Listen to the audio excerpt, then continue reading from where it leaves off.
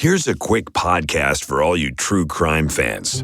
The case of the missing Reese's. It was me at the store with my mouth. Motive? They're Reese's. What was I going to do? Stop myself? Tune in next time to see if I do it again. Spoiler, I will. Wow, that had everything. Reese's, suspense, Reese's. Everyone loves an unexpected plot twist, but your education shouldn't be one of them. And nobody understands that better than Southern New Hampshire University. SNHU's online degree programs provide the flexibility you need, backed by support you can count on. With over 200 affordable options in psychology, criminal justice, business, and more, SNHU is built to fit your life and your budget. Visit snhu.edu/lastpodcast to learn more. That's snhu.edu/lastpodcast. There's no place to escape to. This is the last podcast. On the left. That's when the cannibalism started. What was that?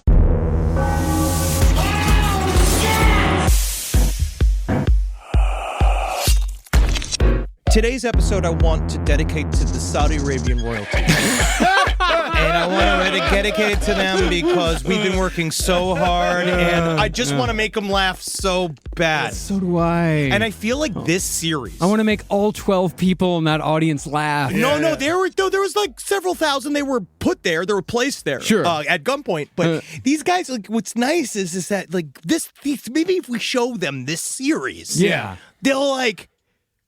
I don't know. To honor the Saudi Arabians, I just destroyed a bunch of solar panels today. Oh, wow. Yeah. Normally, and that's actually a really good idea. I do plan to spray some gasoline on the street later on. Welcome to the last podcast on the left. My name is Marcus Parks. I'm here with the highly ambitious Henry Zabrowski. Very ambitious. Invite me, royal family. I can't wait to dance in a cage for you. And I would say the equally ambitious Ed Larson. Yes, Arabian Nights. I'm ready for you. Yeah. Before we begin today, Marcus, I wanted to pitch this thing at you. Please. Which is a thought I've been having. We've been watching hours and hours and hours and hours of Nazi footage. Do you want to get slaves? Deep into it? No. Honestly, what a hassle. I don't even know what to tell our employees to do. Yeah. Now, but I was thinking about this, about how I feel like a lot of all of this could have been stopped by one well-placed older black woman named Himmler that could be insinuated in these various circumstances and just say like, oh no. Like to the Nazis. And I think that if there was a withering look of the withered look of an older black woman at Himmler's going like, have you ever had collard greens? Like at him, and he would just be like, I have never tried something most beautiful, delicious foods in all of my life. So you thought about it, but not very hard. No, I mean, just drop her in there. I've been playing Himmler every single time I watch one of these documentaries. I just go, oh, child. Every single time Himmler says something, I go, no. See, but by the end there, he didn't have any hair for her to run her fingers through or anything, so it might not have worked on him. Himmler does not exist in a world that contains biscuits and gravy. Yeah, no, the gravy you can't have. The biscuits you could have. Soul food changes Nazi Germany. All right. It's the worst take I've ever heard, but let's move on. Hey, why don't we just keep rolling with that Himmler goodness? So when we last left Heinrich Himmler, the year was 1924. Oh, so nice. Yeah, 1924 seems like a fun year. Adolf Hitler's attempted coup to take control of the Bavarian government with 3,000 other Nazis had failed, and as a result, Hitler had been sentenced to a meager sentence of 5 years in jail, and Germany's Weimar Republic had explicitly banned the Nazi Party. Oh, they were canceled. Yes. Now, after the failed putsch, Heinrich Himmler's life was at its lowest point thus far. His supposed destiny of becoming a military officer fighting for Germany's glory seemed as if it would not come to pass, because Germany would never return to its former military dominance as long as the Weimar Republic was the law of the land.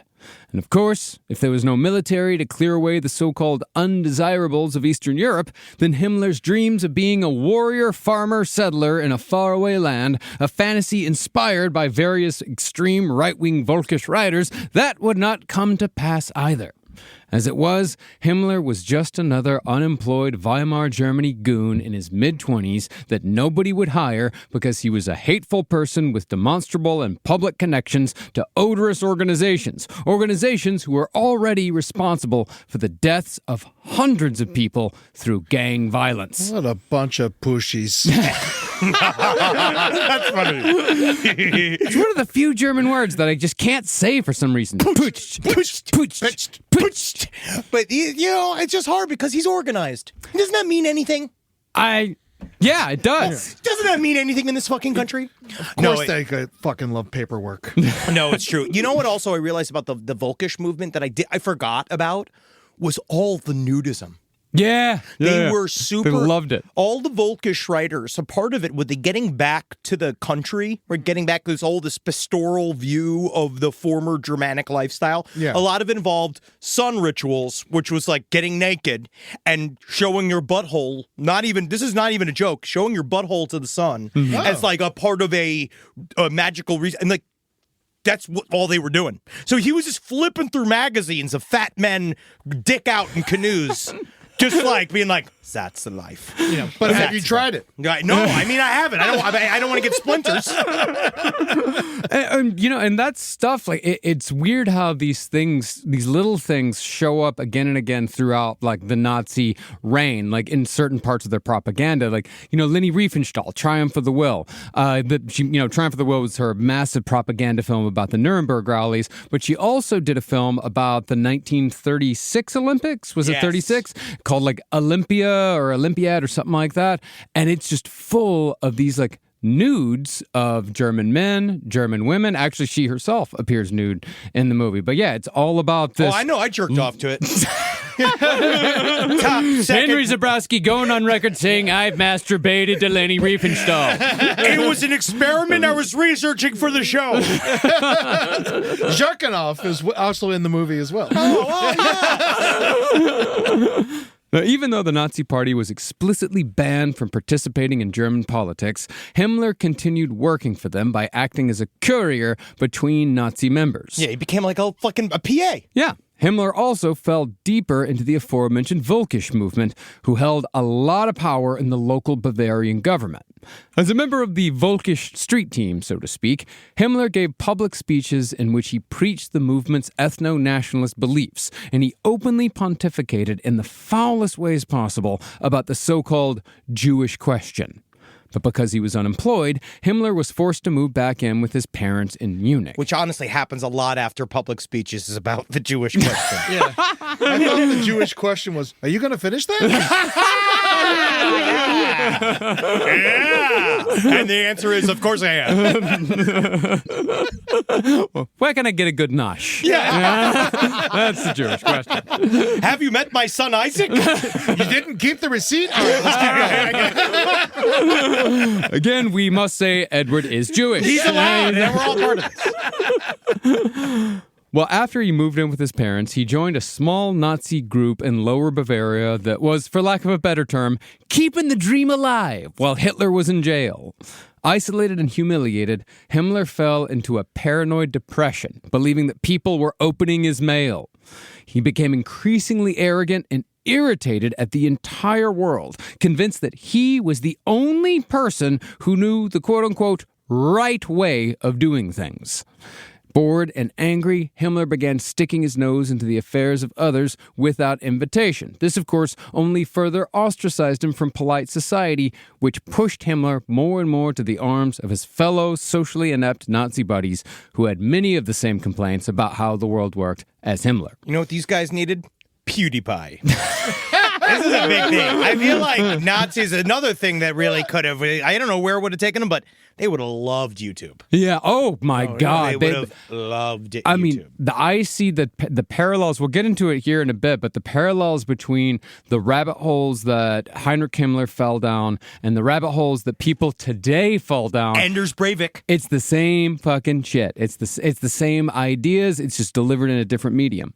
And that's the thing, is that while we think about Himmler as some sort of like mastermind from the very beginning, he actually joined the Nazi Party from pretty much the same station as many of the other early members. Started from the bottom, now we're here. Started from the bottom, now so all the Nazis are here. I think I did that in the last time with this. I think you did. I think it's the same joke. I think that's when that song was new. Yes. It's offensive because Drake is Jewish. He's a lot of other things. Well, Himmler, like many early Nazis, was a young man who couldn't find work, which is a legitimate complaint that really does affect one's quality of life and one's self-esteem. But the special sauce that made these young men into Nazis is that they chose a path where someone had to be blamed and someone had to be hated for their lot in life. See, when a movement is founded on hate and blame, it becomes baked into every decision that movement makes. Furthermore, the hate becomes exponentially larger and more intense as time goes on. Basically, this is how we get from, hey, why is that brown person using food stamps when they have an iPhone, to alligator Alcatraz. Ugh, man, I fucking hate the term alligator Alcatraz. It's too cool. It's the Everglades camp. I know, like, you have to, like, tell people, like, you know, so they understand, but, like, alligator, it's like, if they're selling t-shirts of it, it can go fuck itself. It doesn't matter. It's an empty fucking swamp right now that they just get they're filling it back up, bro. Don't worry about it. Oh, I know. Yeah, it's so, I mean, it's not like Himmler was selling Dachau shirts. But hey, he's definitely left money on the table. Nazis love merch. They don't even deny. Don't even talk. Yeah. Merch. Nazis love merch. Merch is one of those things that this is one of the, when we talk about occultism too later on in this episode, this is like, it sounds like a bit, but the idea of creating a group iconography is so powerful. Yes. And it's hard to describe how powerful it is because you don't really, those of us that are not in that don't understand it. Also, like, the overhead on our bands is very low. Super low. You can make a lot of money on those. Yes, tell me about it. Honestly, Rob, write it down, LPOTL armbands. Yeah, we need some pentagram armbands. If we could, thank you so much. Yes. Now, even though Heinrich Himmler was in his loser era, he did briefly become engaged to the daughter of a banker while he was still living with his parents. The relationship, however, inevitably crumbled because of Heinrich Himmler's entirely unreasonable and strict rules for proper living, which sounds like the world's worst self-help book. Come to my signings this Saturday for Heinrich Himmler's entirely unreasonable and strict rules for proper living. Excellent. I'm an unreasonable person, and I hate living without rules. Then you must come to me and have fun. Rule me, thank you. How many rules do you have to chase away a banker? Banker's daughter. Supple, big-titted banker's daughter. You know how they make Old them. money bags. Yeah. Yeah, they fucking make those old girls. Well, Himmler placed all the blame for the relationship's failure on his fiancée because she was apparently too friendly towards another man. Himmler declared that she had, in his words, failed the test. You are the weakest link! Making the matter even more embarrassing is that Himmler was too chicken shit to break off the engagement himself. Instead, Himmler had his father write a letter to his fiancée's parents telling them to tell her that the engagement was off. And you make sure that you put in there that I think that she was rude and crude and lewd. And I just... Ooh, I hate her, Daddy. I hate the fairer sex. Why do they always lie to us, Daddims? But even after Himmler broke it off, he still couldn't let it go. He was determined to find damaging material that would further prove his point that she was unsuitable. So he actually hired a private detective to follow his now ex-fiancée.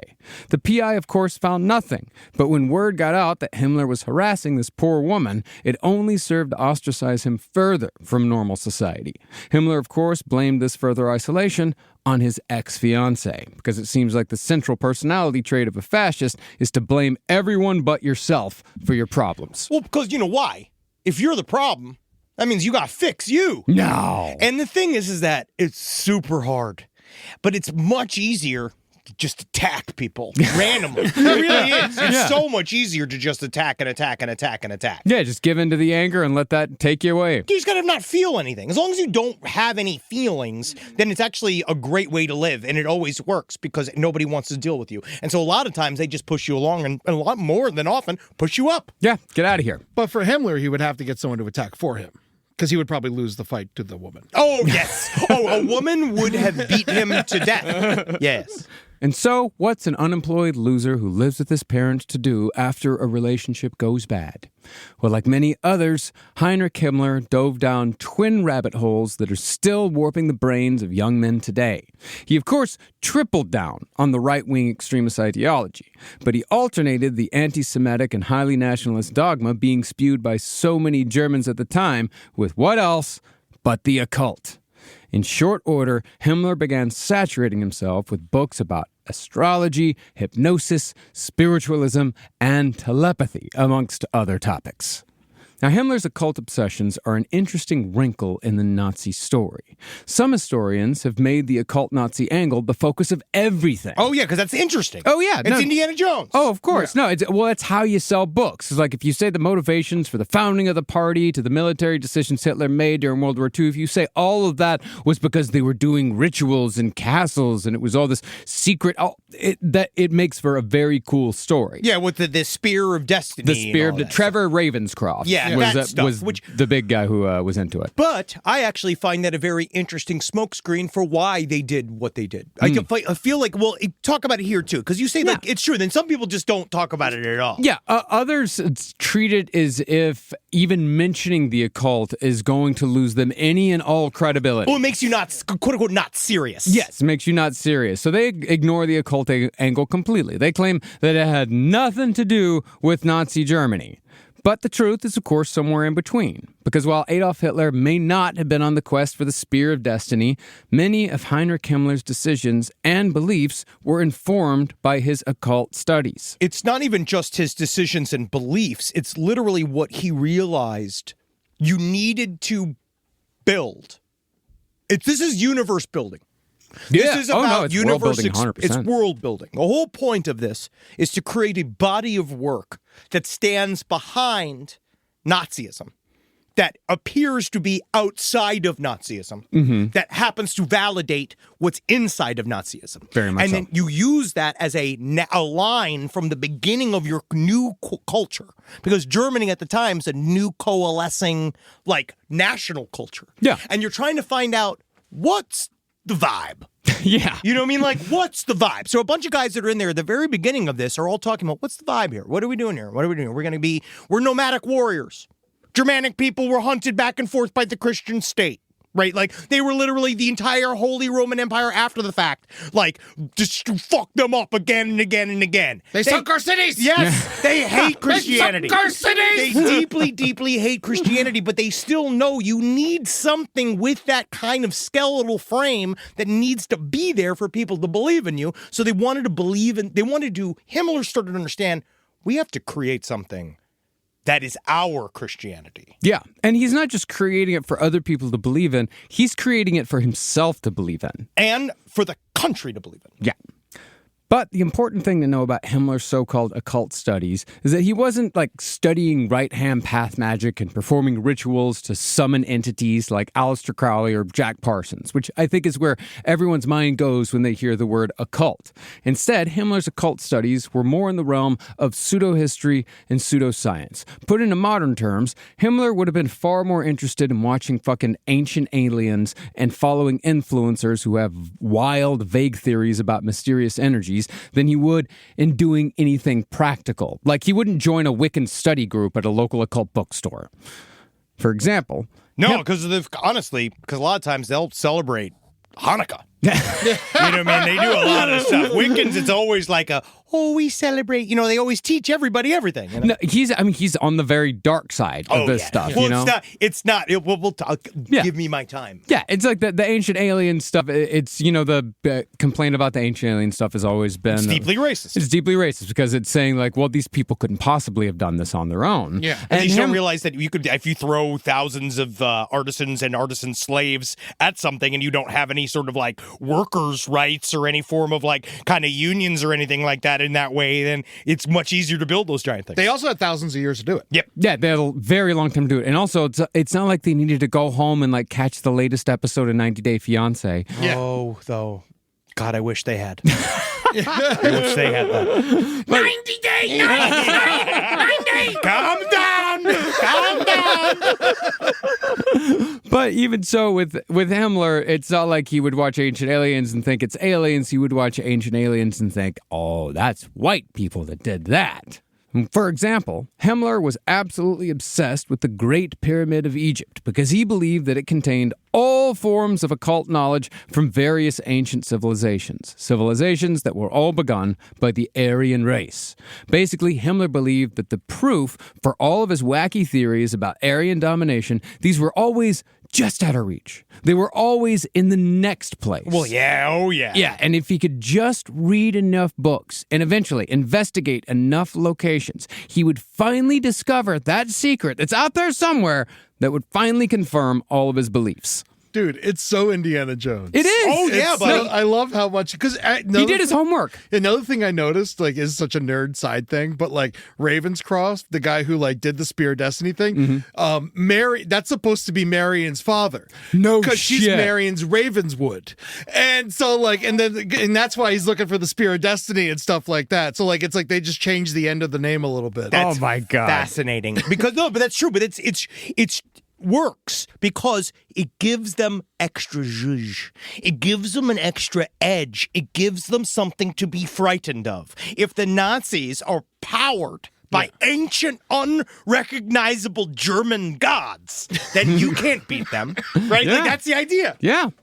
Now, Himmler was certainly not alone in his beliefs that the Aryan race had created all of civilization. In fact, spirituality in general was incredibly confused and confusing in Germany during the mid to late 1920s. See, one of the interesting things about German and Nordic people when it comes to Christianity is that a lot of them never quite bought into the religion in the way that, say, the Italians or the English did. Like, you never heard of it. Like, have you ever heard of it? Like, oh, I'm German Catholic. That doesn't fucking exist. And all you have to do, if you want to see how the Nordic people never quite got into Christianity, look at the fucking murderous Norwegian black metal scene in the early 90s. That's what all that was about. Burning down churches in order to bring back the Nordic gods. Well, and they got a lot of followers. All they remembered about Christianity is how you fucking chased us around the woods for hundreds of years. Yeah, and drowned us and all Yes. that. But the reason why Christianity never fully caught on is because the Germanic people hadn't quite let go of their pagan roots. They once had a whole pantheon of powerful gods, and many Germans saw their medieval ancestors as almost godlike themselves. They talked to their ancestors. They were close with their ancestors, and they viewed that as their own, like families almost had their own personal religiosities. Sure. You know what I mean? Where it was like almost like your line was way more important than an exterior god or heaven. Very much so.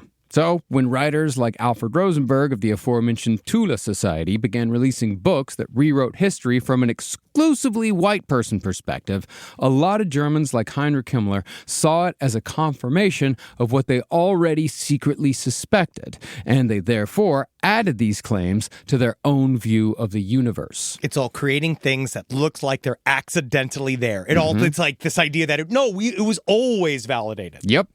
Now, in his best-selling book, The Myth of the 20th Century, Alfred Rosenberg claimed that the origins of Christianity were simply a philosophical interpretation of the eternal laws of the Aryans. Whoa. Those laws predated all other religions. Who wrote those laws then? The Aryans. But before them? I don't know. Who did it before? What happens then? The Aryans were the first. Next? The Aryans were the first. Someone had to be the first, and this guy said the Aryans were the first. So I'm just asking questions. By Rosenberg's reading of history, Jesus was either Syrian or Roman. anything but Jewish. Yeah, no way he ever said that or anything, or being a rabbi or anything. Yeah. But that didn't really even matter because every bit of Christian dogma had been stolen from Eastern religions anyway and melded with evil black magic. But besides the pseudo-history, Rosenberg also suffused his book with philosophy. He only reinforced Heinrich Himmler's ideas that humanism was a dead end, preaching that life was nothing more than an internal battle between the manly honor of a knight and the effeminate weakness of love. Well, I ain't heard no lies yet. I know how that fucking shit is, dog. Yeah, Henry. Oh, I know how that fucking dog walks. Yeah, that's you all over. Gallantry, knighthood. That's Constantly fighting. The two wolves in me is the knight that fights for honor and the evil, wicked poet that yearns for love. Fucking stupid ass. Hate love. that guy. I want to fight. Rise from your grave. This podcast is brought to you by Squarespace. Squarespace is an all-in-one website platform that helps you stand out online. Yes, that's right. You don't have to smash your face with a hammer. You can just start a business. It's got everything you need on Squarespace, from securing your domain to building a professional site and showcasing your work all in one place. Let's say you want to show everybody how you can carve your ribs out of your lower abdomen so that you look more like a Ken doll. That's amazing. You can bring your vision to life with AI-powered design or curated templates, plus flexible editing tools that helps you create something that truly reflects your style, especially if you are somebody that is trying to corrupt the young men of America. That's what Squarespace is really going to help you. Squarespace makes it easy. It makes it easy for you to put all that together, and you just go to Squarespace and do it all. Thanks, Braden. Head to squarespace.com/left for a free trial. And when you're ready to launch, use offer code LEFT to save 10% off your first purchase of a website or domain. Summer means freedom. And for adults, summer means work next to freedom. But thanks to Mint Mobile's summer sale, it can almost feel like the work is playtime for the adults. Right now, all of Mint's plans are $15 per month, even unlimited. Free yourself from big wireless and switch to Mint Mobile for high-speed data and coverage on the T-Mobile 5G network. It's so well connected, I could call from anywhere. Deep from well within my bunker, where my AI-fueled robots slowly but surely toil for me, but I know for a fact I'm saving money on my phone plan. Or up above, where I'm training all of my giant Amazon female warriors who will fight in bulletproof mesh. Also, honestly, Mint Mobile's really cheap, and it's really reliable, so you should use it. To get your new wireless plan for just $15 a month, go to mintmobile.com/LPOTL. That's mintmobile.com/LPOTL. Cut your wireless bill to $15 a month at mintmobile.com/LPOTL. That's it. There's no catch. Upfront payment of $45 per 3 months, $90 for 6 months, or $180 for 12 months. Plan required, $15 per month equivalent. Taxes and fees extra. Initial plan term only. Greater than 50 gigabytes may slow when network is busy. Includes up to 20 gigabyte hotspot. Capable device required. Availability, speed, and coverage varies. See mintmobile.com. If I think about where we were 20 years ago, and I think what we would use to protect our space, it would mostly involve bayonets, weed whackers, and assorted diesel-fueled dune buggies that we'd use to spread pollution so thick it kept the other improv comedians from stealing our material. But now, SimpliSafe has made all that so much easier. Using SimpliSafe here at the office has revolutionized our ability to use diesel-powered dune buggies for good, and not for chaos. Think about what your home security system does as an intruder approaches your house. Sits, waits, not much, just waits until the window breaks and then it goes, oh no. But then you get some kind of alarm and a notification. What if the whole point was to stop the chain events before it even happened? Unlike traditional security systems that'll only alert you after a break-in is already underway, SimpliSafe is designed to help stop intruders before they get inside. It goes into their mind and makes them think of why they're doing this. I remember when we didn't have real security and all the podcasters were outside begging for our takes. Begging and scratching like a bunch of weasels. Now I can see them 25 feet away, and I can spray them with fire extinguisher liquid and stink gas. Not that it would make them smell any worse than they already did. Simply Safe helps me lord over them all. Simply Safe has been protecting your world for 20 years. Celebrate their anniversary with us and save 60% on your new Simply Safe system at simplysafe.com/LPOTL. That's 60% off at simplysafe.com/LPOTL. Plus, when you order, write in our show name in the How'd You Hear About Us survey in order to let them know we sent you. Don't forget, there's no safe like Simply Safe. But while Himmler was immersing himself in books about occult pseudo-history at his parents' house... Shut up, I'm trying to read. Mom, you're listening to the glockenspiel too loud. Don't you know that we come from the ancient gods of the Orient? Not going to be able to figure out where Atlantis is if the cuckoo clock keeps going off every 10 hours. Heinrich, I just want to say we are so happy to have you home, and it's been so wonderful, but we do wish, me and your father wish that you would go get a job. For you would maybe make some friends. I do have a job, Mom. I'm a researcher. I know that you're very important, but if you could do something that was real, you know... Right now, you're starting to look like the potato salad. So father and I realized you look like a prairie dog covered in shit. Going to send my mother to the concentration camp. Well, while he was doing all that, Adolf Hitler was in jail writing a book of his own, a book that would incorporate many of the same ideas, but in a far subtler way. I can see him writing loudly. Yeah, just yelling while he writes. Well, it's written in all caps. Well, Mein Kampf, technically, there was a rumor for many years that he would dictate it and Yes. someone would write it. But now we're like, no. He wrote it himself. Mm-hmm. See, after the coup, Hitler wasn't sent to prison for 5 years so much as he was held in a building for 9 months. Jeffrey Epstein. The cushy treatment he received from Nazi sympathizers enabled him to write the foundational text of Nazism, the infamous Mein Kampf, or in English, My Struggle. My struggles. All right. Oh, no, I was trying to get out of the bath, but I'm too slippery from Mommy's soap. Another one of my struggles. He's a regular Adolf Mandela. I was trying to put my pants on earlier, but my hands are numb. I guess it was because my shirt's too tight. Another struggle of mine. They took away my second pillow. Actually, you know what I've learned too? Mein Kampf. Kampf. Like that? Yep. Oh, it sounds like a silencer. It is. Yeah. Now, My Struggle is an incredibly whiny title, but it's struggle. Every time I have a problem shitting, I'm like, my God! I didn't drink enough water yesterday, and now my poop's too hard and big. My struggle.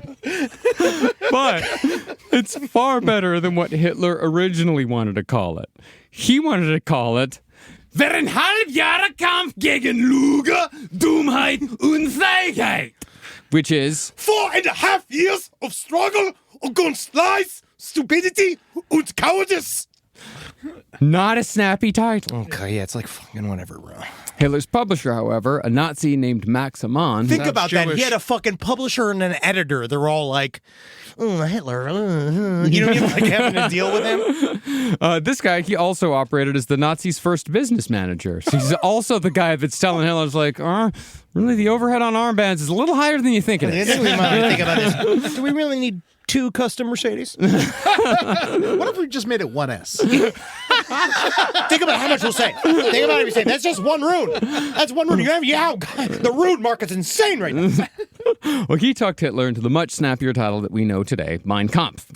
And of course, one of the people who absolutely adored Mein Kampf was Heinrich Himmler, but not because Hitler was saying anything new. Personally, I think Himmler loved it because it was proof that there were plenty of other people out there who thought exactly the same way that Himmler did. He was just looking for the other ones. Yeah. And that was the thing. We talked about this. He's not inspired by Hitler. He was already there. Yes, he was there long before. I, too, also struggle. Something I like to hear. I do not like things to be easy. I do not like things to be Not a hassle. It's just, when you go through life with a head like this potato head, you don't think of the struggles it's going The to be. more you point out your potato-like head, the more I realize that the Aryan blood in you is thin. The struggle was getting out of the lederhosen. Every time. It's leather, dude. Have you ever been in real lederhosen? No, I haven't. But I know you have. They're hard to wear. Yeah. They're Yeah. heavy. It's like being inside of a boa constrictor. They should be honestly more giving. Because it's for big gutted men and big titted women. Mm-hmm. Any other thoughts? It's just, I don't know. It's just my podcast. Sounds Talking about lederhosen. Sounds like it's your struggle. My struggle.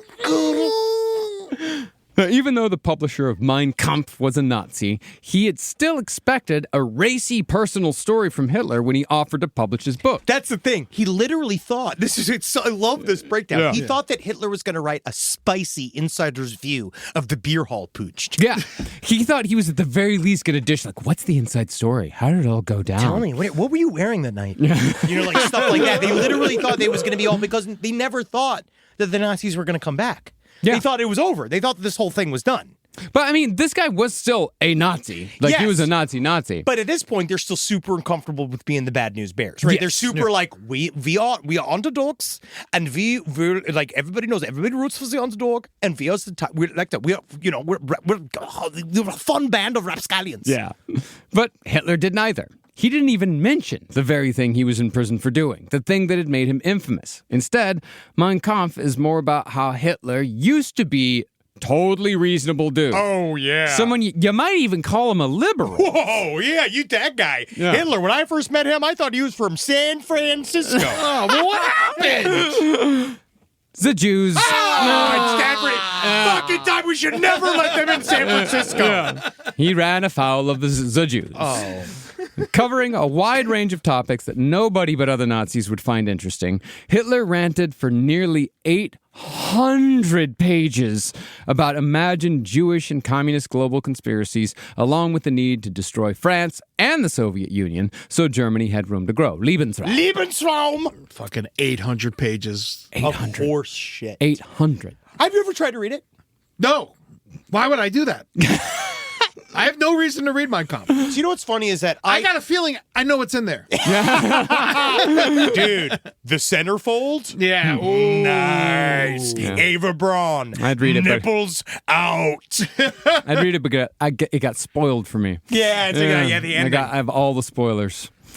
Now, Himmler, of course, loved all the shit about the global conspiracies in the Lebensraum, but the parts that really caught his attention were all of Hitler's nods to the pseudo-histories that Himmler was reading, about how ancient Aryans were responsible for everything modern humankind enjoyed, and that all humanity forever lay in their debt. But what's important about this is that Hitler is not coming out and saying this stuff so explicitly, and he's not going into all the theory. He's just saying it. He's just putting the ideas out there. Because he doesn't really know.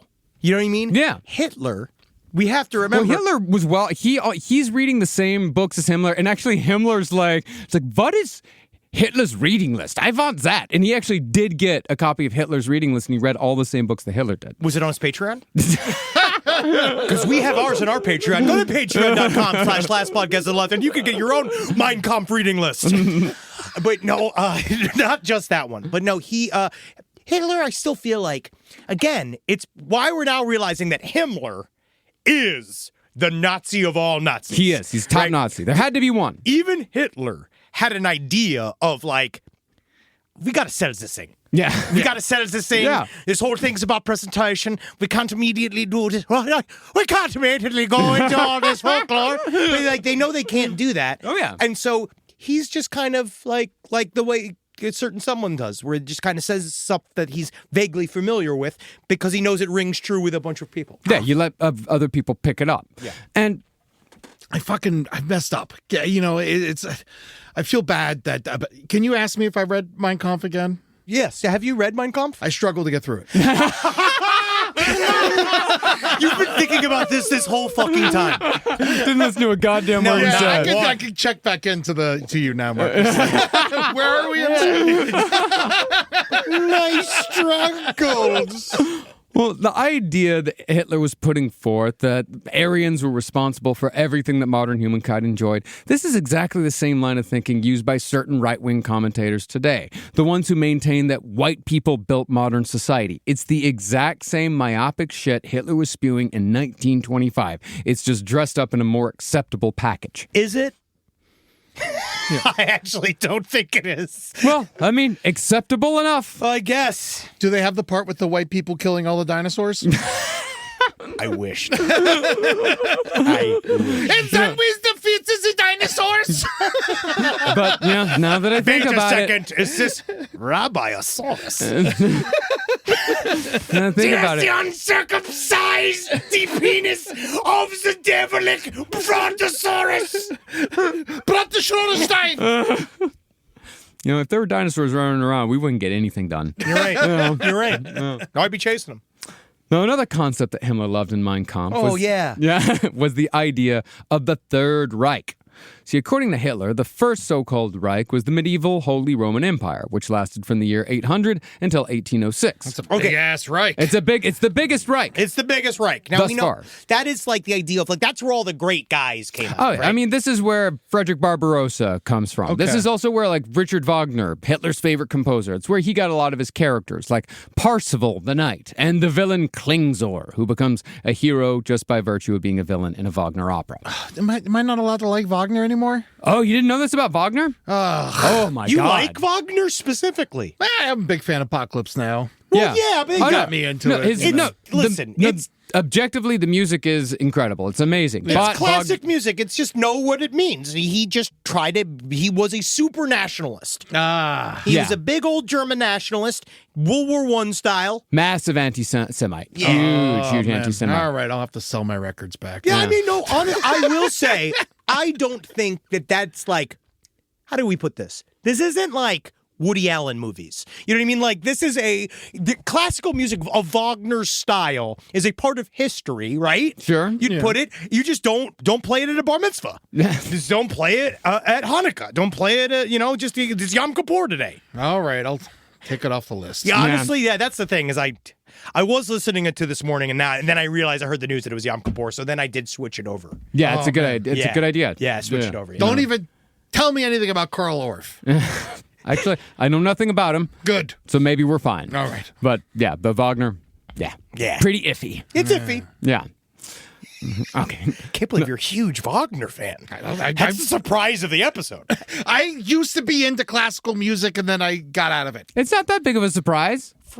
Well, he likes music of all Just the kinds. idea that he's like specifically said out loud into a camera. He's like, Wagner's, there's problems with Wagner. Which I didn't even know. You know what I mean? Please don't say anything bad about Copeland.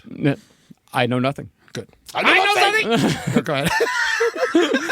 Now, the Second Reich was started in 1871 by Otto von Bismarck, who unified Germany into the country we know it as today, and he became Germany's first chancellor. This Reich was, in Hitler's view, disgustingly and dishonorably ended by the Weimar Republic and the Jews, which had erased Himmler's beloved aristocracy. What Hitler was offering in Mein Kampf, however, was a Third Reich, a Reich that would last for 1,000 years! That is a very, very long time. The Third Reich would do what else but make Germany great again. And while Hitler never used that as a campaign slogan, he certainly used the phrase in quite a few speeches. It is in Goring did definitely, absolutely did. Yeah, they did not. It was not an actual. It was not a slogan, but it was used over and over and over again in speeches. A good slogan would have been, when you're Reich, you're Reich. But again, that's what. But they got rid of all the Jews, so they couldn't figure out who. No one could write that. Yeah, and so, but it's true. Like that was like who. Yeah, sends a shiver up my spine.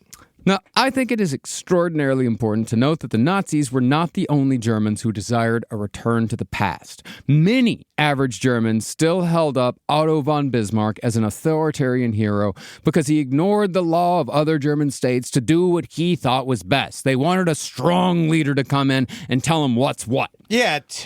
In fact, author William Shearer argues that the ideals of democracy, the will of the people, and a parliamentary system of government, these never quite took hold in Germany with the Weimar Republic. And of course, because it never really took hold, it's a new that was a new thing to them. Yeah. It made the Germans far more amenable to Hitler simply seizing power later on.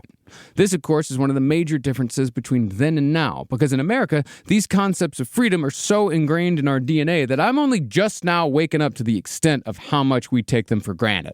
This, however, is why I truly do believe that if a big power grab is ever made in this country, and I do mean big, Oh, the big one. it will not work. Most Americans won't stand for it because that sort of shit, it tends to raise our hackles instinctively.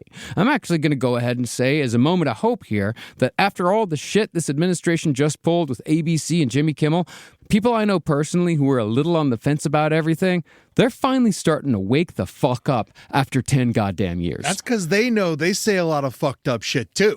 And if they can't say they just start coming after him they all know that was piddly shit. That was what Kimmel said. He said nothing. That was jack So shit. they're like, oh man, I say a lot worse stuff than that. Yeah, buddy. Yeah, buddy. Those little jokes of yours are going to end up coming around biting you in the ass, and we'll see how it goes. Yeah. Now, after Heinrich Himmler read Mein Kampf, where all of his own beliefs and ideas were mirrored back to him so perfectly, he became fully convinced that the Aryans were the creators of human civilization and therefore the only ones capable of keeping it going. Now, I also wonder whether or not he believed it or if he understood that's the line. He believed it. Himmler, in the end, he does, for me, I'll always talk about this. I always like the idea of how do they keep, how much of a foot in and how much a foot out these guys have. Himmler is standing fully within. Himmler is a romantic. Yes. And Hitler is far more of a cynic than Himmler is. Yeah. But Himmler also knows. Even Goebbels is more of a cynic. But what Himmler knows. Not to mention Goring. True. Yes. But history has to win. Yeah. History has to be written. History has to come in. So he also kind of knows, because he's a true believer, he understands that unless it becomes real, it never happened. Yeah. So he has to make it all real. Mm-hmm. Well, here might be a good place then to talk about where the idea of Aryans actually came from, because it was not, as is often supposed, Madame Helena Blavatsky, the famous American occultist who first popularized the term. See, if you made it through our series on HPB, and thank you very much if you did, you'll remember... It was worth it! God, we worked so hard on that. I read a quarter of The Secret Doctrine. You have any idea what it's like fighting your way through that horseshit? It's not that secret if you put a book out. Exactly. But if you made it through that series, you'll remember that while Blavatsky certainly had some foul racial beliefs, she used the term Aryan to simply classify the current iteration of mankind. For her, Aryans weren't better or worse, they were simply next. They were the fifth iteration of humanity out of 6, if I remember correctly. The key here is we can't entirely not blame HPB. She did write it into The Secret Doctrine, but there were people that helped this. Well, there were many other people who talked about it long before she did, and in far worse ways. The Secret Doctrine was just this little idea. She was trying to run her own grift. Right? Yeah. HPB was the Secret Doctrine was her take on a world theory that she was trying to bring forward. That was her proprietary storyline. That she ripped off from the Hindus. Exactly. That's what grifters do. Yeah. But the problem is other grifters started to arise. So a part of this Volkish movement, like when that really started, there was a guy by the name of Guido von List. Yes, who was far more to blame for the Aryan thing than HPB. He's a funny looking guy. Have you seen him? Yeah. You remember that he looks like kind of like Dr. John / the guy that he has like a beret on. Like he wears a beret. He looks like, what was that French chef? Proudhon. He kind of looks like Paul Proudhon. Oh, yeah. He looks like Paul. And he wrote these series of novels and these books attaching these thoughts, like this idea of within the Secret Doctrine, to this idea of naming Aryans. And he plucked the Aryans out and he said, the way the bridge is that, yes, Aryans doesn't mean white necessarily or Germanic necessarily, but the Germanic white people have the most Aryan blood within them. So that's the bridge. That's the jump-off point that begins all of the rest of the thought, which is very interesting because it just took one guy. It's like, it's white people. And everyone's like, cool. Yeah. It's just basically because they can handle the cold. Maybe. Yeah. I mean, I do feel like they always talk about that. But the problem is they always bump up against this thing of the main issue with all of the greatest, biggest works of humankind is that they're all built in these super hot places by brown people. Yeah. And so they keep having to figure out, well, what do we do about this? How do we get white people from here to there? That's the biggest question. It's like, how do we make it where white people are the sole proprietors of all humanity? And you know how he did that? Tied it to Tibet. Yep. Because that's the thing, is that Blavatsky, the only connection she has to the Nazis is that she's the reason why the Nazis later became obsessed with Tibet. If you'll remember, the swastika is a Buddhist symbol, and Blavatsky claimed that the Aryan race had its origins in East Asia. Yes. So, since the Nazis took a piece of everything that even mentioned Aryans and added it to their own belief system, Blavatsky got lumped in with all of the purely repellent writers who used the term Aryan. Those men were, of course, mostly homegrown white supremacists. Also, they talked about this idea of, which I think is funny, that the idea that the original Asians were white. Oh, yeah. They became Asian somehow, but the white people there first, they built everything, then became Asian. Then they got super lazy. It's like, these understand, when you start breaking down the ideas granularly, that's what they amount to. Always. Is this how they were able to rationalize becoming allies with the Japanese? Partly. Oh, yeah, because literally, they talk about that used to be us. Crazy. Yeah, that's part of it. Yeah. Now, and also, they just were fun guys, and they got along real well. And they really got along very well. As far as origins go, the concept of Aryans as blue-eyed, blonde-haired Germans had been invented in the 1700s by two men with oddly similar names, Johann Gottfried Herder and Johann Gottlieb Fichte. Very Jewish names. Every Gottfried and Gottlieb I've ever met is extremely Jewish. Which because they were German Jew. No. Who? These? Oh, the guys that Edward knows. Yeah. Oh, yes. No, these guys were not.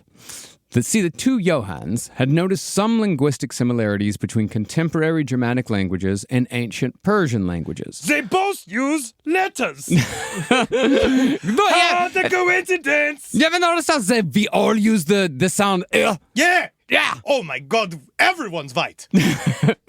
Well, both being extreme nationalists, the two Johanns greatly extrapolated from that coincidence by claiming that northern white Europeans had been the creators of all civilization, and the classification they gave to these Europeans was the Aryans. Oh, sit down, child. What you mean you're talking about? You talk about all this you're making all this stuff up about white people. Have a piece of pie, child. You look so thin. You just look so pale. I suppose maybe I could just have some pie. You just want some sweet tea? I have been working very hard. That does sound like, it actually sounds like a very nice treat. Now, you sit down here. Now, let me fix that jacket of yours. Most of the time I spend mending. Okay. Thank you. You ever heard of Little Richard? I have not, but he sounds very nice. And wap, perhaps very... wap, bam, boom. You're going to love Little Richard. He sounds very manly. You'd be surprised. You'd be surprised. Now, of course, all of this begs the question as to why it isn't common knowledge that the Aryans created everything. Why everybody doesn't know that white people were the start of every single aspect of civilization. Yeah, why not? I mean, why has this earth-shattering fact been buried over millennia? Yeah. And more importantly, who? Oh, Marcus, I don't know if I want to know the answer to that. It's the Jews! Oh, actually, I did know. Always. It's the answer to everything. Everyone. Because honestly, how easy is that for them? Yeah, it is. They do make the Jews sound extremely successful. But we're going to get into that later. Jews are both the most powerful cabal that run everything, and they're slimy, pestilent rats that need to be destroyed. There is an absolute reason behind that, which we're going to get into later on. Oh, yeah, and we're going to isolate that and ruin Henry's life. We could, yeah. If we could put that Henry Zabrat as a quote, that'd be great. Honestly, thank you. If we could send that to our agents, that'd be great. And make sure they knew he said it on Yom Kippur. Yes. I am trying. Now, the Aryan idea was reawakened in 1919 by the writer Hans Gunther, the author we spoke of last episode who wrote one of Himmler's favorite books, The Night, Death, and the Devil. Gunther came up with 5 human races based on physical, intellectual, and emotional traits, and he placed the Aryans on top. Gunther was also a staunch conservative who despised the Weimar Republic, and he believed that the Aryan race was so advanced that they might as well be their own species. Like, you wouldn't, let a dog be president and expect him to do a good job, would you? Wait a second. Do So you mean why would you do that visit you? is he guessing about my heir president script that I just wrote? Airbud is president? Where everybody in the government dies except for Airbud? And he has to be president of the United States of America? And then he goes to war with Iran? But then the guy finds out he's a good boy? And then everybody hangs out and it's fine, and then Iran gets a cat, and then they fall in love. Brilliant. Have you sent that off yet? No, mostly it's all in old notebook paper. I wrote it in my dookie. Copyright. I say copyright. I got it. It's mine. I say copyright. I say copyright. My struggle. Another struggle. Golden retrievers. Also, the Aryans are dogs. Wow. Who's the Jew of the dog world? I'm not going to answer that. I refuse to answer that. It's not the Irish setter. Yeah. Now, Gunther's books and other romantic tomes in the Völkisch vein were runaway bestsellers. Many used the central idea that the so-called sick and impure races had to be exterminated, while the remaining pure-blooded Nordic stock must exclusively procreate with each other. It is, I think, important to note that these books outsold Mein Kampf by incredibly large margins, meaning that there were a lot of people in Germany who dug this stuff even before Hitler amplified it. Heinrich Himmler, however, was the one person in Germany who read all this garbage and began giving serious thought as to how one could actually pull all this off.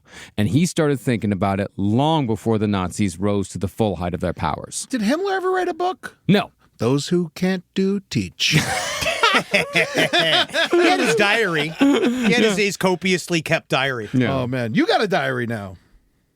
I have a little journal. Yeah. The poop diary. Oh, well, I have to. I do. I am on it. Yeah, but script. I'm literally dealing with a doctor right now in which I'm going on this. I'm trying to figure out stuff about my diet, and I have to keep a diary of my bowel movements, Cool. and I have to describe them. So, like, stuff like 2 paragraphs, 3. Well, I'm shooting for longer. I'm shooting for 2-page ink. Just stuff like, I sat down to poop. It was just a pee. Be back soon. be back soon. Love you. I love you. Good night. And then doing... then P.S. Ed was so mean to me today. It was mean today. My poop looked like a bunch of raisins. Thank you. I never, had any instinct to read anyone's diary, but I would love to get my hands on that. Dearest Dr. Chrysanthemum, how does my poop find you today? I hope well. The brown today was most surprising. A serene mahogany, like an old woman's chair. You know, I know exactly the poop you're talking about, and I feel good every time I see it. Every time. Serene mahogany is the perfect color. That's the perfect description. Yes, delicious. It looks like a chocolate mare. Well, with a head full of ideas, Heinrich Himmler rejoined the main Nazi party officially in August of 1925, just weeks after the publication of Mein Kampf. Himmler brought the lower Bavarian Nazis he'd been hanging out with while Hitler had been in prison, so he essentially came bearing gifts. Whoa, it was a bringer. Yeah. But by the time Himmler joined back up, Hitler had been out and about for a while after spending only 9 months in so-called jail. The ban on the Nazi party had been lifted, and 2 brothers named Gregor and Otto Strasser were doing everything they could to reconstruct the Nazis into a functioning political party. See, Hitler and his fellow Nazis had realized after the failed coup that the path to power was not through sheer brute force. In order to destroy democracy, they had to first use democracy, and Heinrich Himmler was just the type of stooge to help do it. Once he rejoined the Nazis, Himmler began working as a secretary and assistant to Gregor and Otto Strasser. They took a shine to Himmler because, one, he owned a motorbike, which was super cool and useful. Yeah, it's fine. Yeah. And he could type a lot of words a minute. Yeah, he could. But more importantly, Gregor and Otto Strasser recognized Himmler's frustrated ambitions to be a soldier, which was certainly something they could use to the party's advantage. I want to go boom boom. I want to go bing bang boom. Shoot, shoot. dropping bell. Oh, wish I could fight. Oh, my struggles. But in 1925, Himmler became briefly distracted by his old fantasy of being a warrior farmer. That year, Himmler resigned as Gregor and Otto's secretary to devote time to his brand new chicken farm. Oh, yeah. This is what when people describe Himmler in derogatory terms as like, oh, the chicken farmer. This is what they're talking about. What was it called? Cluckow? Put it on top of the wire. All ye who enter here, abandon all eggs.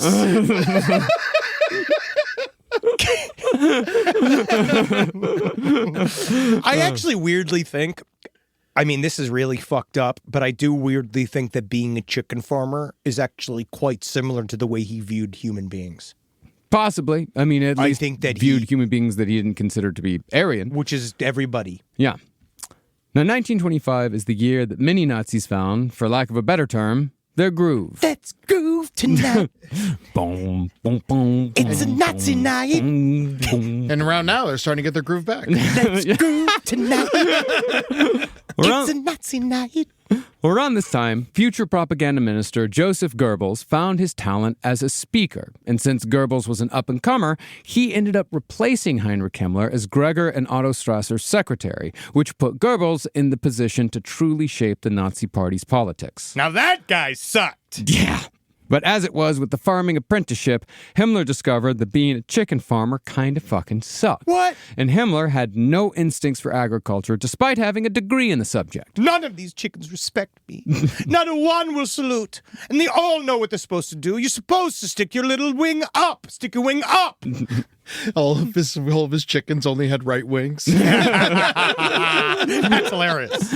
So, Himmler's attention slowly began to return to the Nazi Party.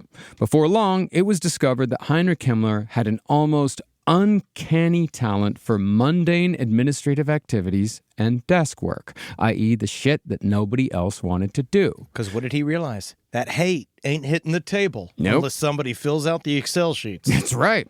Now, this admittedly doesn't sound like an exciting turn of events, but it was this talent that enabled Heinrich Himmler to conceptualize, organize, and carry out the Holocaust. It can't be overstated that it was as organized as it could possibly be. Yes, that's the reason why we know so much about it, is because even though they spent weeks trying to get rid of all the documentation, weeks upon weeks trying to get rid of it. But the thing about something like the Holocaust is that it requires a lot of paperwork, and you're not going to get rid of all of it. Supplies moving around, concrete, and making rail lines, and building all the buildings. Work orders. And then that's just the non-human side of it. What about the 6 to 10 million people that went missing? Yeah. How do we not know how many people were actually killed if they kept such accurate records? It's because there was so many killed. Well, because and some was official and some was off the books. Yeah, and they also didn't necessarily keep records of like, this is how many people were killed. It didn't go that far necessarily, not always. No, because once they were dead, they were dead. Unfortunately, they didn't treat them like people. Yeah. The idea was that it was really all about capacities. What we know is stuff like the fuel that had to go to run the crematoriums. Yeah. That's how we know how often they're running. How much Zyklon B they had to order. Yeah, and then like how many people can fit in, by how long were they running them. That's how they have to figure them out. Yeah, and then when you start going into Eastern Europe, like when we start getting to the Einsatzgruppen, it's like, okay, how many bullets are they ordering? And they can actually go there and dig up some of the mass graves and maybe count some of the corpses. If you're really a fun person. If you're super curious. Yeah. I mean, we could go to Poland, buddy, and we could fucking, and you me and a shovel. We need to go. Yeah, you really do. Poland's incredible. No, I want to go. I can't wait to go to Krakow. Now, I could be wrong about this because I'm still very much learning about Heinrich Himmler, but when they captured his home in his safe, wasn't it just filled with paperwork? Yes, we'll and get not to money. Yes, we'll get to all of that. Well, Himmler putting together the Holocaust, this was, of course, in addition to Himmler's construction of a network of terror and brutality that tormented, intimidated, and oppressed the whole of Europe. It didn't matter if you were Jew, Gentile, or even a fellow Nazi. You were scared of Heinrich Himmler and his people. Well, he now knows, too. He understands that the most powerful fear is the stuff from inside the party. Yes. Now, eventually, Himmler's ambitious diligence was noticed by Adolf Hitler, who made the decision to make Himmler second in command of a small corps of men known as the Schutzstaffel, which in English roughly translates to the Protection Squad. Basically, these men began as security guards, the ones who tried to prevent assassinations and attacks carried out against Nazi leaders. History, however, knows them better as the administrators, guards, and executioners of the concentration camps, the dreaded SS. Now, the SS was only 200 men strong when Himmler was put second in command. But while he was half-assing it at his chicken farm, he was also spreading his occult beliefs throughout the SS, which basically made the SS an occult organization. It's so hard to get all those chickens to sit at a round table. They don't even understand what a grail is unless you fill it with feed. I can't believe he was bad at it. I mean, he already looks like an egg. I know, but that's the problem. I actually think that Yesterday I was potato, today I'm egg. Which one is it? Make a decision. But the chickens look at you being like, you're just a baby. But I find it's not just the point of the SS was the occult angle because it was an exact opposite vibe of the stormtroopers. Oh, yes, which we're going to get into. Yeah, so the idea was that he made the SS specifically to house this philosophical viewpoint. Yes, indeed. And I didn't know it was Schutzstaffel. I always thought it was shit suckers. They are. That is actually how it's actually pronounced in Detroit. Well, as far as the SS being an occult organization, Himmler did his level best to spread his beliefs into every single man who became an SS member.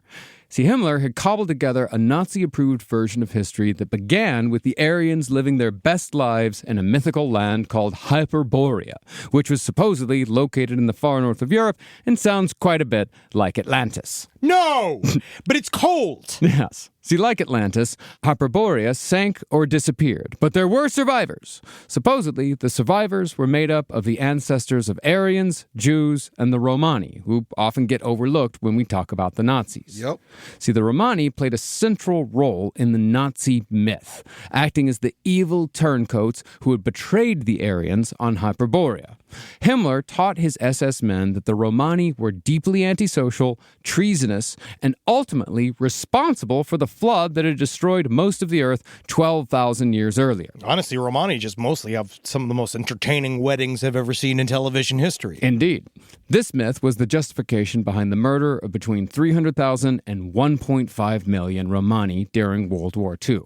These murders were perpetrated by the Nazis and specifically Himmler's SS, either by simply executing them where they stood in their homelands or, later, by shipping them off to be killed or worked to death in Himmler's concentration camps. Man, 300,000 to 1.5 million is a huge gap. Yeah. I mean, that's how it is with every single number in World War II. Like, because the records didn't necessarily exist in the way they do today, it's like a military operation. Like every military knows exactly how many men they lost. Yeah. But when it just comes to people, like, you don't really know exactly how many Romani were out there. You have an idea, and then not only that, you don't know some of these people. You don't know, some of them might have just moved somewhere else. They might have just been they might have just ran away and got away, chased up or they could be at the bottom of a fucking pit. You just don't know. Also, the key here is to remember the SS is a paramilitary group.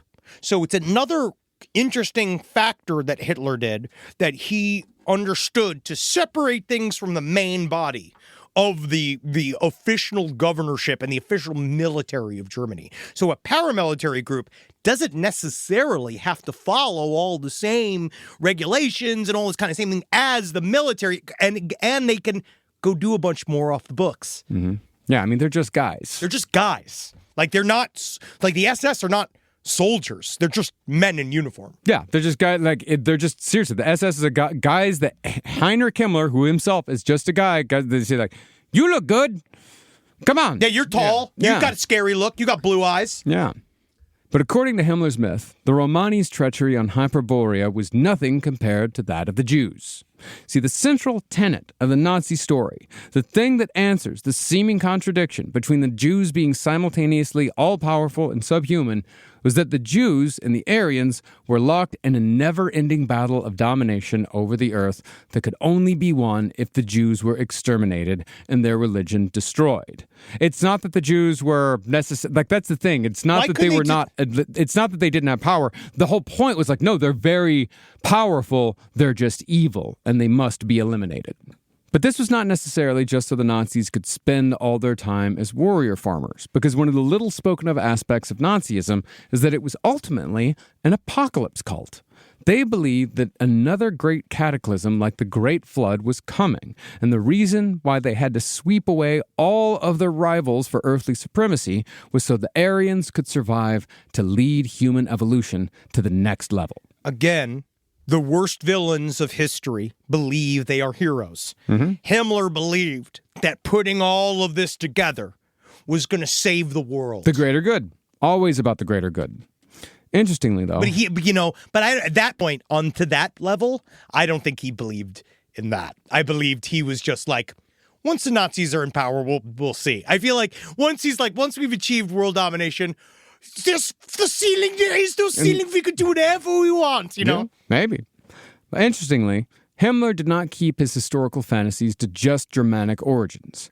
Just like it was portrayed in the movies, Heinrich Himmler really was obsessed with finding the Holy Grail. It's still white people shit. Yeah, he believed that the inevitable war for domination over Europe would lead to the acquisition of the Grail, and once found, it would be placed in a castle where it would be guarded by Himmler's modern medieval knights. These knights, of course, would be the men of the SS. Now, Himmler made a name for himself throughout 1925 in the Nazi Party by fundraising and organizing, but he also gave dozens of speeches at various regional Nazi headquarters across Germany. God, how sad it must be to be a regional Nazi headquarters, like being out there in the middle, just being like, I'm the leader of Heidelberg. I'm the most evil man in Heidelberg. Do you want a shoe? You know what I mean? Like, they're all having to deal with all these idiots. God.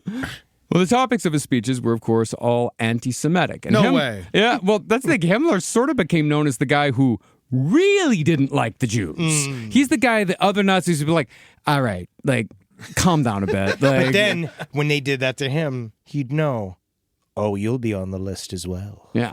In speeches that were often over 2 hours long, Himmler would openly complain that if Germany had gassed more Jews during the Great War, then maybe Germany would be in a better position than they currently were. But judging from Himmler's speeches, top Nazi Joseph Goebbels took notice of the 26-year-old hate bug. Before long, Goebbels had made Himmler the deputy Reich propaganda chief, writing, quote, Himmler's a good fellow, very intelligent. I like him. First time anyone had ever written that about Himmler. I like him. And guess who was? Joseph Goebbels. That's who likes you. You know what I mean? Like, But then again, you're Heinrich Himmler. Yeah, so exactly. It's just, like, It's fucking 26. 26. It makes me so crazy. And he looks 45 when he's 26. he didn't moisturize. No.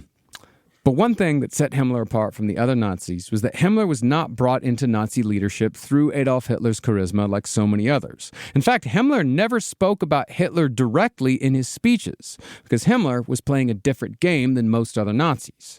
See, many Germans have been swayed far more by Hitler's promise to return Germany to its former glory than they were by all the Jewish stuff. In fact, the race talk, I was sort of waved off, much like that sort of thing is waved off today. Like fucking so what? Like, Hitler, he might say some stuff about the Jews that goes further than I might, but, Hitler just, says stuff, like, he just says whatever comes to his mind. He's crazy like that. I love him for that. And they're all, like, literally, and again, it sounds familiar in that way, where they're like, he's just fucking spouting off, and he's just saying, he's just trying to get attention, he's just like, it's all just his personality. That's just him. He's just playing to his base. I mean, the more important thing is that Hitler is going to give us jobs. He's going to take care of the farmers again. And also, aren't Jews kind of annoying anyway? Like, don't you kind of think that Jews are like a little bit annoying? Like, you can admit it to me. You can, because we're not Jewish, you can say it to me. Yeah, it's kind Why of. would you say that? Are you calling Gilbert Gottfried annoying? Himmler, by contrast. Honestly, God help us, if they had met Gilbert Gottfried. God help. Or would they be turned? Would they be like, I love this little angry man. Like, I feel like they could literally, like, he is fucking hilarious. Like, I could see that. Well, like, obviously, we all know all the stories about Hitler bringing Jewish entertainers into the castles, and he was obsessed with Jewish singers and comedians, and he would play movies in Wizard of Oz and all that shit. It's always, everybody's, again, hypocrites. Yes. And is Worst there anything? crime. Is there anything worse? Worst crime. Yeah. Himmler, by contrast, he came to the Nazis with his beliefs fully formed.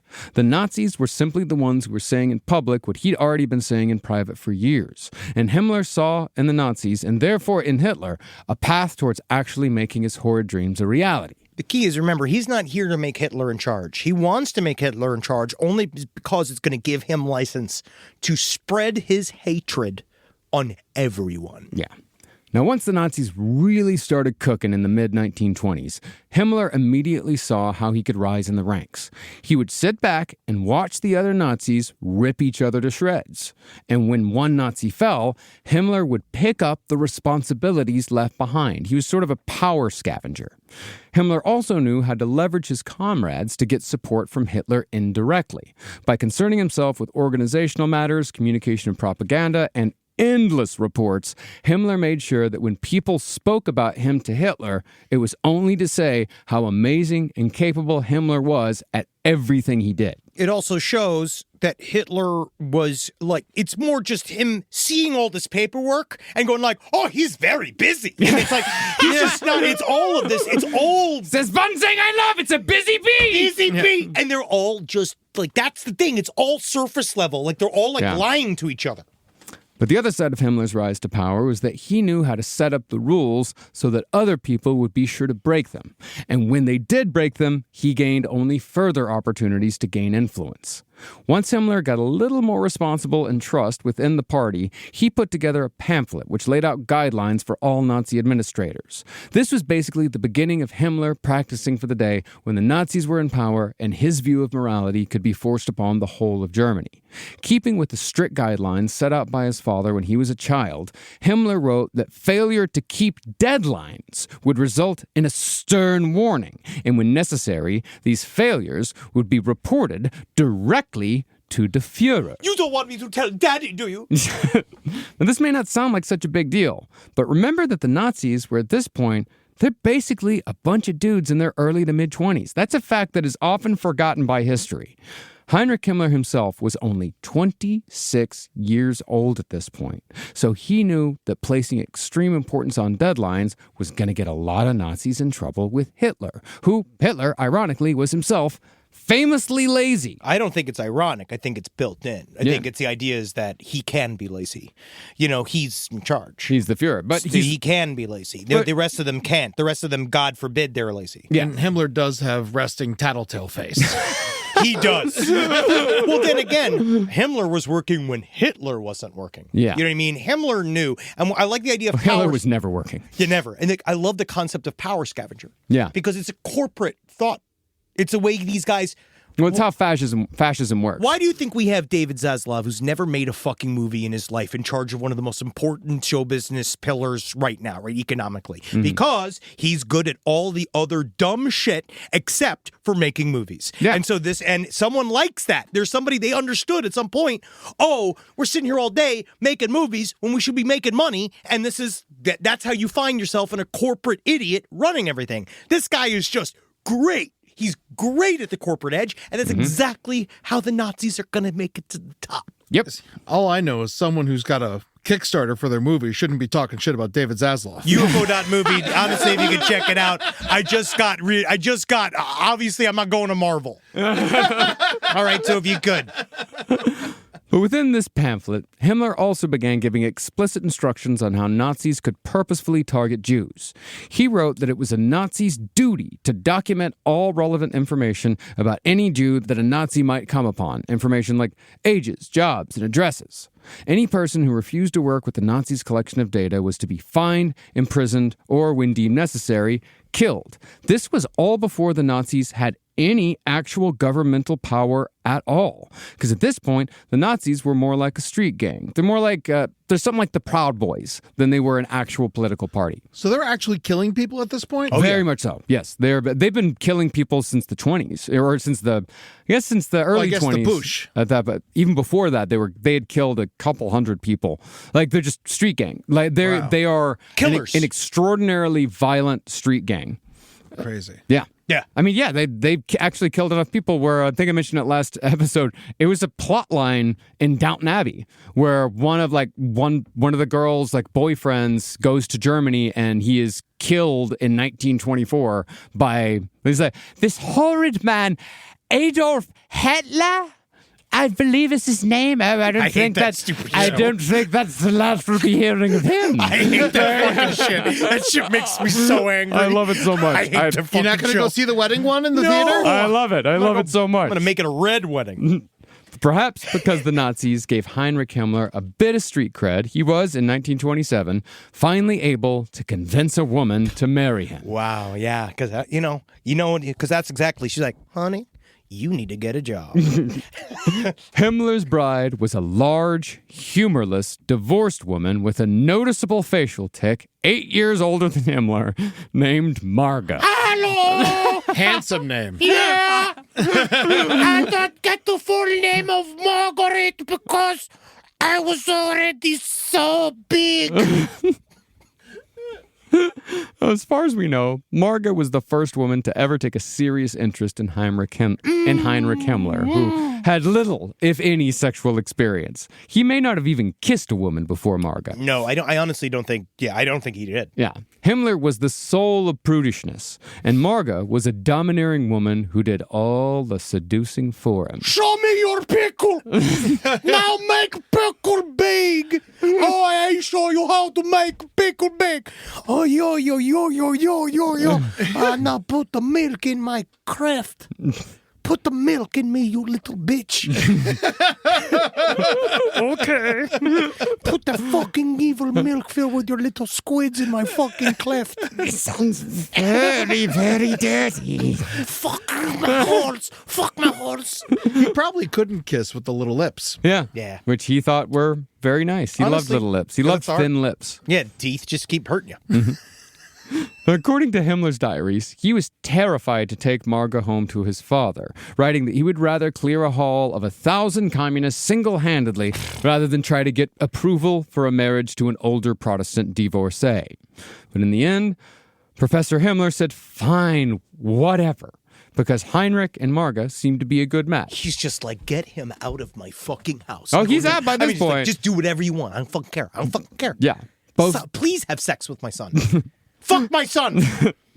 Both of them worshipped efficiency, thrift, and rigorous neatness. And Marga would call Himmler her, quote, naughty darling. Ugh, man. She also called him Heine. Yeah. Heine's cute, which is the Jewish name for ass. Heine. Heine, oh my naughty little darling. Well, she also, she was just barely a human being. Yeah, well, she was the owner of a homeopathic health clinic. Very Volkish. Which shows you that, well, not just Volkish, but, it shows you that the whole natural healing phenomenon touches tips with fascism quite a bit. Always. Always. We've discovered, that's It why always has. It's so funny. It's so strange. Yeah, Are it's you like when calling her a vindictive bitch? 'Cause I don't think I could stand for that. I know. I'm just saying, when someone's really into crystals, there is a better than not chance that they might be a Nazi. It's weird. It's weird, but it happens. It's always about if they have crystals and a bra, they might be a Nazi. I view it that way. Yeah. Well, Heinrich and Marga were married in July of 1928, and shortly after took out a mortgage on a small chicken farm outside of Munich, where they kept 50 chickens and grew produce. The next year, Marga gave birth to their only child, a daughter named Gudrun. And true to Himmler's nerd nature, his daughter Gudrun was named after the wife of the Germanic folk hero Siegfried. It's like the modern equivalent. Like, if you named your daughter like Katniss or Hermione today, it's the same fucking thing. Oh, so I could see Himmler deep in Funko. He would love Funko Pops. But to show you that all these dudes hung out I've got to drive to Dragon Con. There is a limited edition female silver surfer from Fantastic Four First Steps. There's only available there. must acquire my Doctor Who Funko Pop, or there will be vengeance. He was kind of like his own Funko Pop. Here he was. Tiny, big-headed piece of shit. Thank you. But to show you that all these dudes hung out together and formed their own little world bit by bit, the man who delivered Gudrun Himmler was one of the great villains of Nazi Germany, Dr. Victor Brack.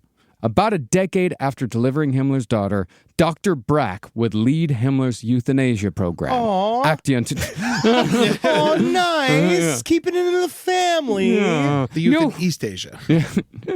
You know who'd be great for this? You remember that guy who delivered Gudrun? Yeah, he would be great at annihilating the Jewish race. Well, actually, Brack was in charge of Action T4, in which the Nazis murdered 300,000 people with disabilities and supposed mental illness. In essence, Dr. Brack oversaw the dry run for the Holocaust. The Action T4 was like, let's try this out, see what people think of it. Just so you know, in the industry, we call it, it's Tech Week, but we call it Hell Week. And actually, that was a good run. Yeah. Yes. Good run. Good run. It's allowed. He is just a Jew.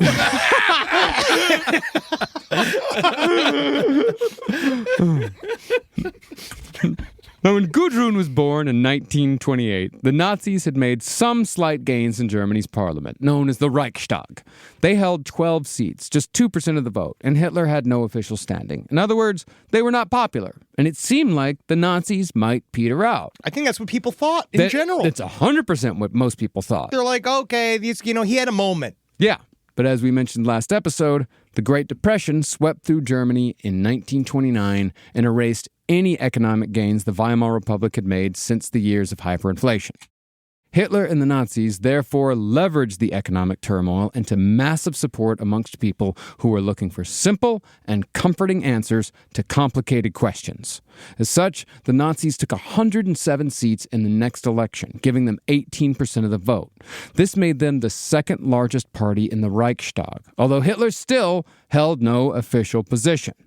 While Hitler had no power in government, he was still making moves within the Nazi Party to prepare for the day when he did seize power.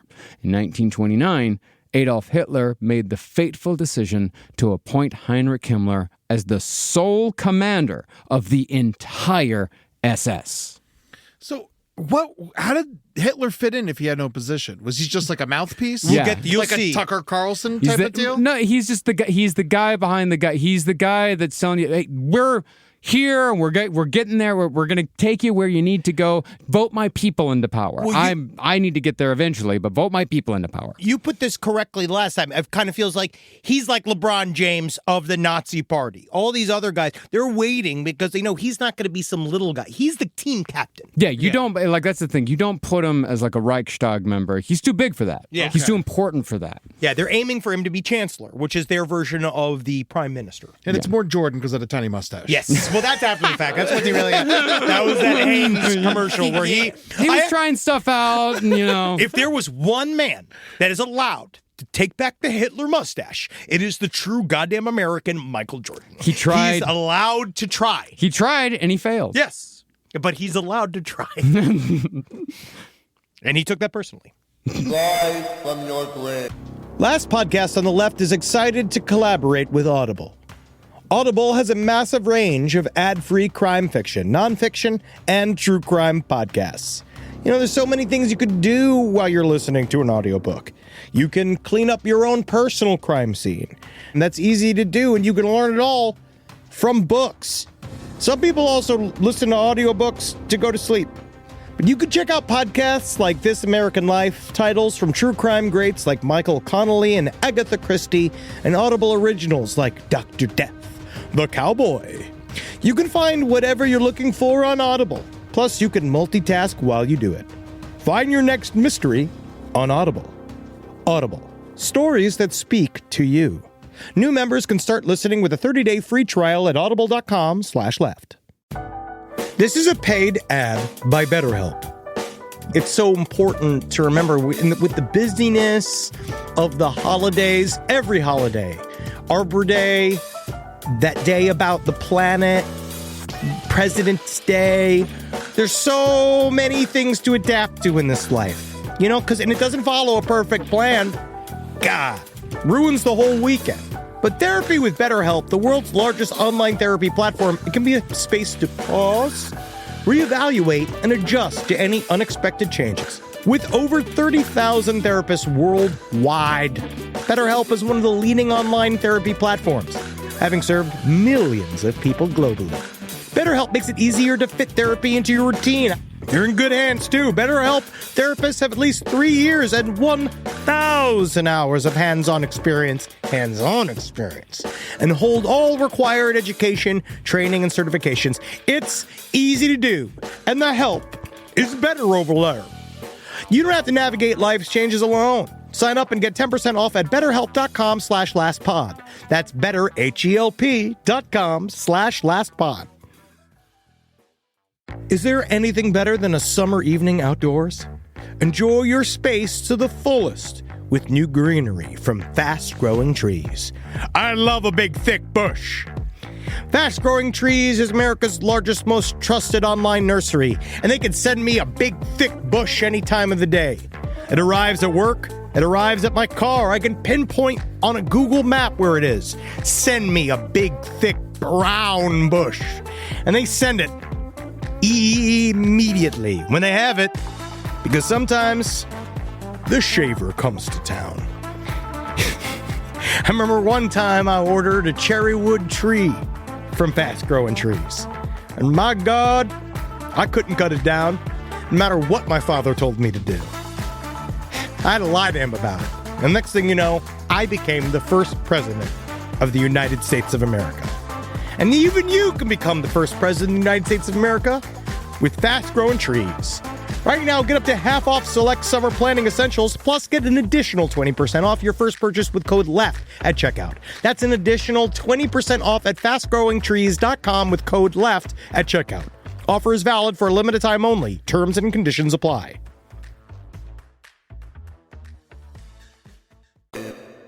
You know what's really hard about keeping a bowel movement during all this is starting to realize, how many times I really shit. Mm-hmm. Yeah? Yeah. Did you write that down in your log, the one you just took? I looked at it. Oh, it's funny that it is a log. Yeah. It's a log. I looked at it. I noted it. Nice.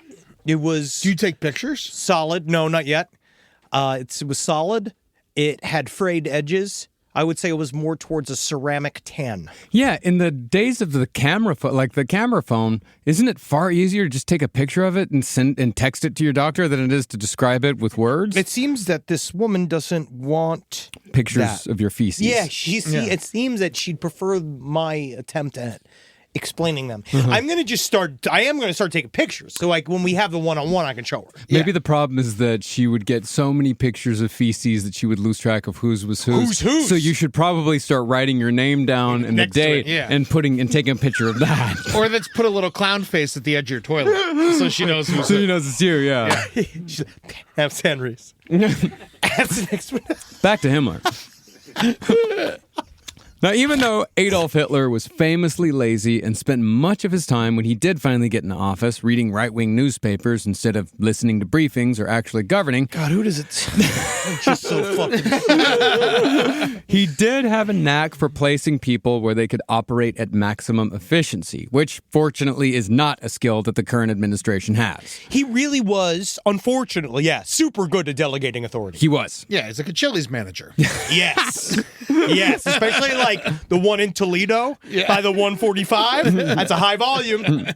See, Hitler recognized Himmler's incredible administrative skills, his perfectionism, and his self-discipline. Yeah, he's willing to do all the fucking shit work that nobody else wants to do. But more importantly, Hitler recognized Himmler's military ambitions. And since Himmler had so desperately wanted to play army his whole life, Hitler figured that Himmler was the right guy to turn around the SS.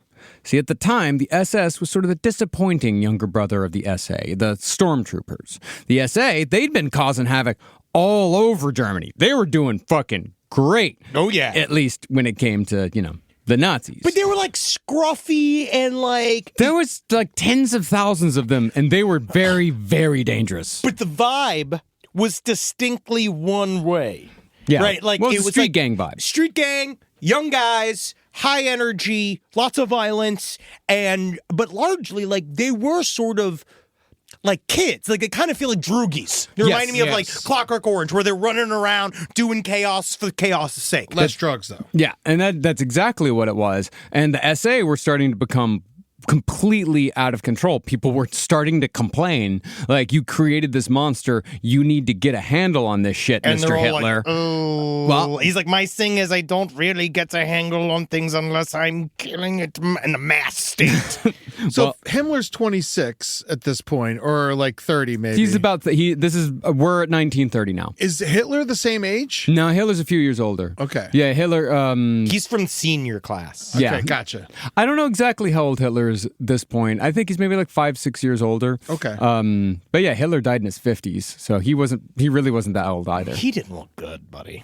Well, He didn't look good at all. you gotta put a smile on that face. He was 41 Right. at 1930. Okay. Yeah. Because the SA had been causing so much havoc, Hitler called up the corpulent, openly gay World War I veteran known as Ernst Röhm. Yay! Röhm had actually been absent from Germany for the previous 6 years, which is kind of how the SA had gotten out of hand, because he'd been spending his time as an advisor to the Bolivian military in South America. And you'd think there'd be like a massive story there. There ain't.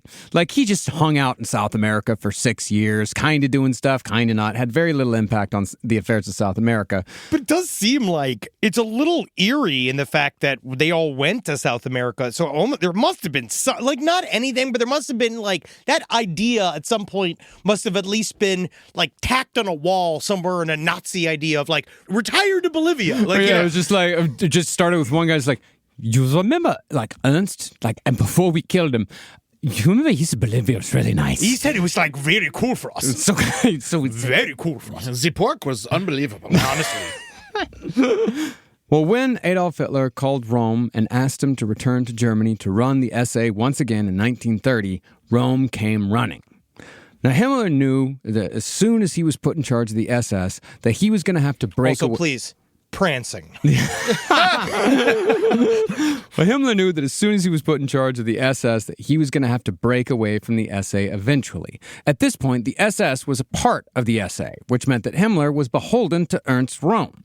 Himmler, of course, saw Röhm as a filthy degenerate due to his homosexuality. Himmler believed that he could transform the disappointing SS into the pride of the Nazi Party, so he imposed his own brand of discipline and order onto the group while also passing down his techniques for gaining power. See, Himmler thrived on information, so he instructed the SS to gather information not just on prominent Jews, but on the leaders of rival political movements, in addition to well-known Freemasons, because Himmler was nothing if not a conspiracy theorist. Well, Freemasons, remember we talked a little about it last time, it's the same groups of people that these secret society places became hubs of international espionage. So he viewed that as, because he knew it was going on inside of the Tula Society. It's like, so he just, again, like all Nazis, they commit crimes against people committing their same crimes. Indeed.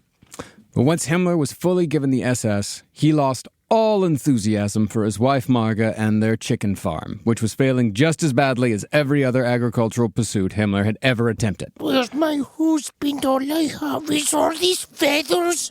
I wish my husband would come and fill my crevice again. Honey, your neck is getting very big. Very big.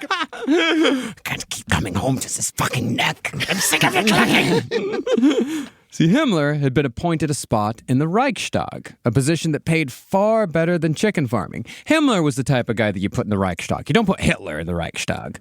So Himmler, therefore, all but abandoned his family and his farm to devote himself fully to remaking his section of the Nazi Party in his own image. Ew. Yeah, right? What an image. Now, with the SS, Himmler could truly bring his fantasies to life. As opposed to the street gang vibe of Ernst Röhm's SA, Himmler saw the SS as an elite band of warriors who would eventually become Hitler's Knights at Arms.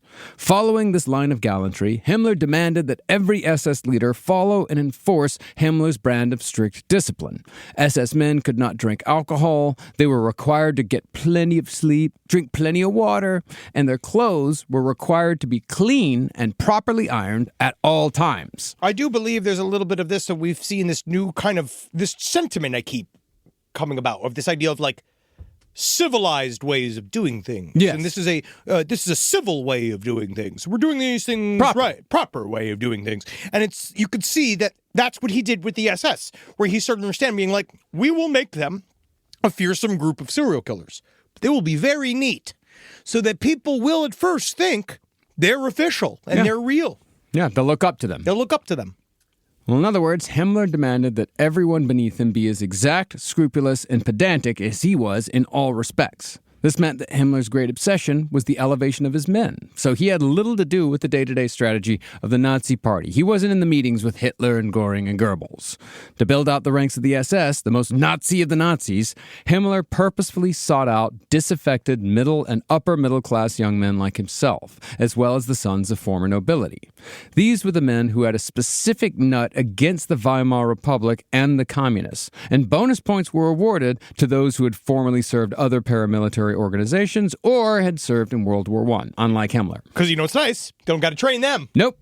And they can actually tell you what should be done. Yes. And then you can make it seem like it's your idea. Because that's what Himmler was doing, because he had no idea what he was fucking doing. Well, I mean, he'd gone through officer training school. He knew everything from an academic perspective. Everything. But again, it's also an example of somebody that is still largely, he's not a professional soldier. No. He's not an amateur, and then he's an amateur. He is. And he is put in charge of an extremely important part of the government. Yeah. He's a super fan. Yeah, Yes. he is a super fan. But at this point, like, he's not in charge of, he's just, like, the SS is still not a part of the government. No, it's just its own crew. There's still a bunch of guys.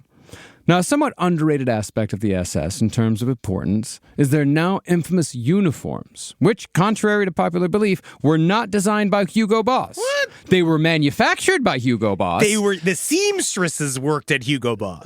No, Hugo Boss did make that. They took the contracts to make the SS uniforms. Okay, so I could still be mad at them. Yeah. Sure. Yeah, of Okay, course. good. Yeah.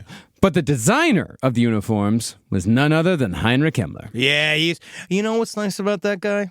What a multi-talent. Well, to further separate the SS from the SA, Himmler designed a uniform consisting of a brown shirt, an SS armband showcasing their goofy double lightning bolt, a black tie, black pants, black shoes, and a black belt.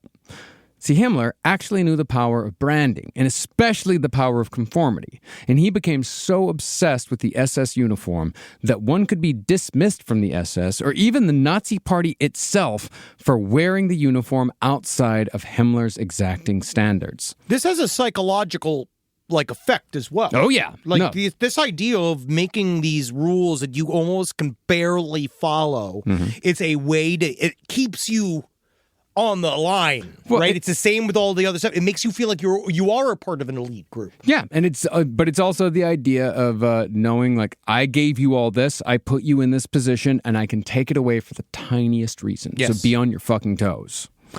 Now, once Himmler got the look under control, he began implementing his foul racial theories by crafting policies within the SS itself in anticipation of one day implementing these rules worldwide.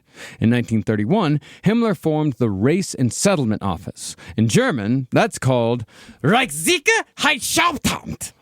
But we'll call it Russia. Oh, I thought they were against them. Well, Russia developed a racial grading system that weeded out men who would not serve Himmler's vision of the SS or his vision of Germany's future, because remember, they're one and the same.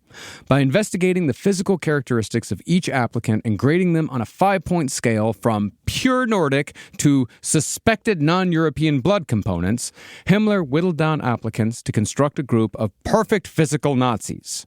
Amongst the most sought-after characteristics were long heads, narrow faces, flat foreheads, angular chins, thin lips, tall, slender bodies, blue eyes, and fair hair. Whatever, man. So I mean, I've got like, you know, Some 4 out of 6, 4 out of 8 there. That's just because you're mostly British, but Yeah. your hair and honestly your eyes. Well, I got the angular chin. I got the thin lips. thin lips. I got the slender body, tall, slender body. Yeah, it's still, Nope, not blue eyes, kind of. I don't know. If I was Himmler, I still might just shoot you in the head. I'm not certain. I got to think about this. Think about it. Hey, think about hey, it. let me think Think about about it. Yeah, get back to me. But didn't they need everybody? No. Well, that's the thing. This is the SS, and that's actually a really important thing to remember, and that's a really important distinction. This is not the army. Like that. This is the elite group of Nazis within the Nazis itself. This is the most Nazi of Nazis. And this is before they became the Nazis that ran Germany. This is the beginnings of all of this. It's like they're Marines? I'm just No. trying to equate it to something I understand. Dude, it's like their royal guard. It's like the Pope's guard, like the Swiss guard. Yeah. It's Yeah. like that, but for Hitler. And then he's going to turn them, but he's going to expand it. Yeah, because right now these are supposed to be Hitler's guards. They're knights. Like Okay. that. These are, think of them as knights. Like, Okay. you have a king, and the king has his knights. The SS are supposed to be the knights. That's how Himmler sees them, at least. But then his goal probably is to turn the SS into the actual government. Yeah. Well, once inspected and deemed worthy, Himmler would keep a so-called stud record of the SS officer, proving that the man had what it took to breed Germany into Aryan superiority. Yeah, they were obsessed with babies. Yeah.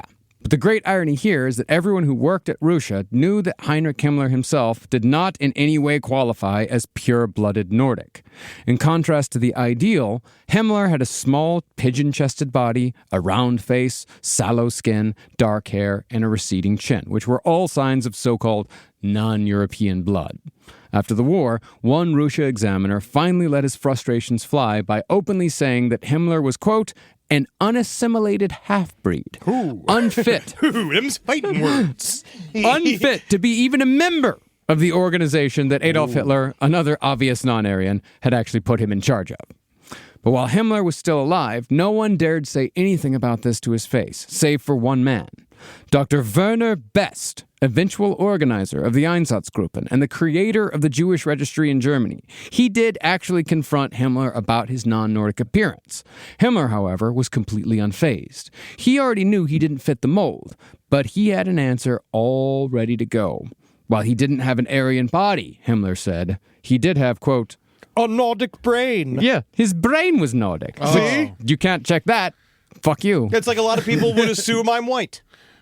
A lot of people assume just by looking at me, I'm white. So what is your brain? No, I'm Polish. Well, my brain's white. But my body's Polish. Oh, I got Yeah, you. you see, like that's the thing. Again, I'd be in a concentration camp. No, you wouldn't. Yeah, they would. No. Simply just because I'm too great. No, because you couldn't keep your mouth shut. That's why, not because you're Polish. I mean, they would have been happy about it. The only person who in my You would have been family- higher on the list than me. Yeah. So half my family's Jewish, half my family's Catholic, and the only person in my family that went to a concentration camp was a Polish Catholic. Interesting. Wow. Yeah. What for? I think she was hiding Jews. Oh, yeah. Yeah, Oh, but- yeah, I yeah. thought I was really afraid you're going to be like she was catering. She worked there. Yeah. She cleaned on like Mondays and Fridays. That's my dad's that's an old dad joke. It's been like his grandfather died in Auschwitz. Yeah, he fell off one of the gun towers. Yeah.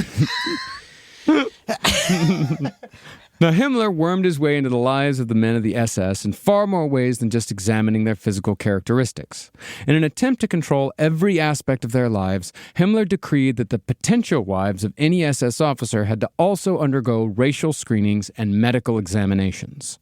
Incredibly, these women, who today would be put into the tradwife category, they were fully willing to submit to these tests, because Nazism had, by this point, begun to move from the lonely loser space into mainstream German society. That's when you really have to watch out, when the ladies are starting to say, okay, I'll do it too. Well, they're also, remember, because they're white ladies and they're getting the same privileges. And they also know this is actually kind of in this, for me, it's in the function of why people have sex with serial killers, like why they are attracted to that style of thing, is that a lot of these ladies are starting to see the very cynical writing on the wall of, oh, I better catch some gunk for some Nazis because that's going to keep me fed, in a really nice lifestyle. My life won't change. Like nothing about my life will change. I actually maybe will live like a normal life in this world. Yeah, there's certainly some of that, but Sure, you really, but also just pure hate. yeah, that's the thing. You can't discount the fact that there are also plenty of women who are just filled with hate, just as much as men are. Oh, there's a bunch of them, man.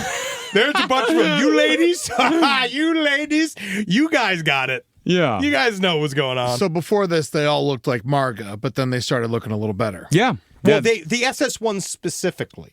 Yeah, because the SS guys were supposed to be handsome, so they're getting more handsome ladies as well. Well, this is the beginning of also like their views on like this is like a vaguely like eugenics like program as well. It's not vaguely. It's 100%. Oh, yeah. It is 100% inspired by eugenics. Like the eugenics, because eugenics, that's an American creation. Oh, really? Yep. Oh yeah, they were inspired by that. Yeah. Yeah, eugenics is American creation. It was created here. It was developed here. And the Nazis, Himmler and Hitler both loved eugenics. They thought it was incredible.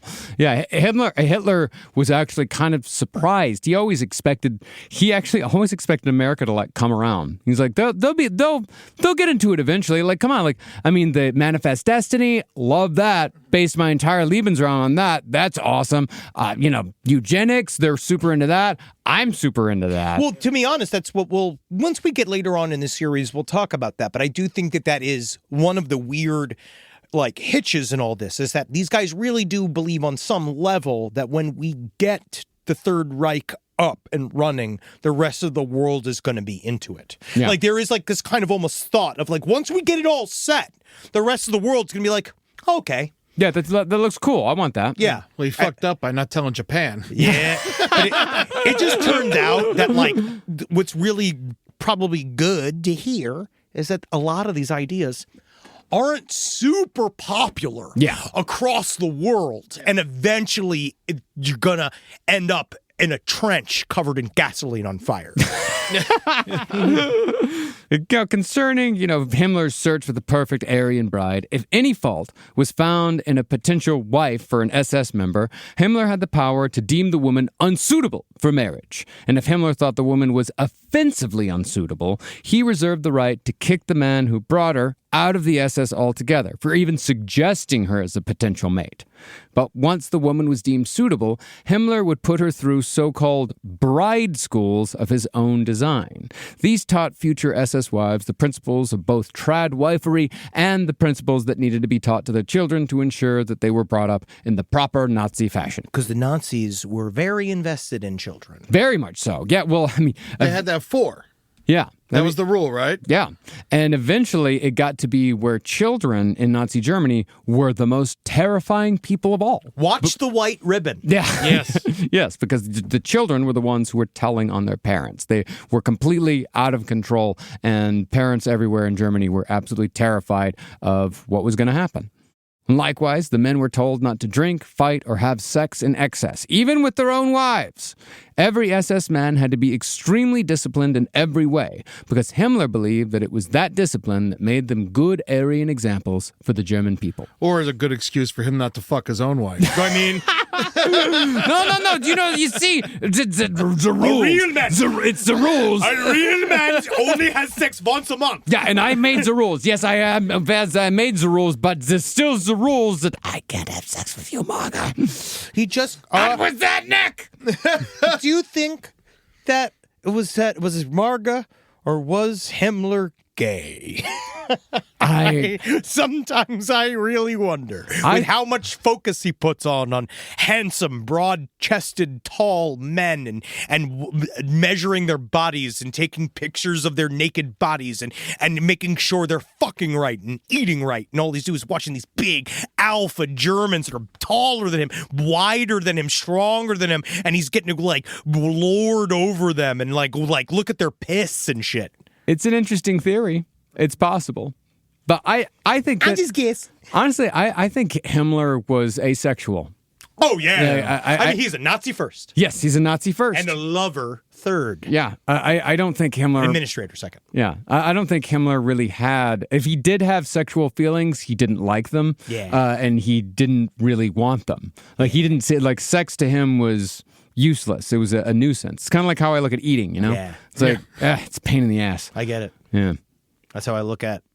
Honestly, no, I'm full with joie de vivre.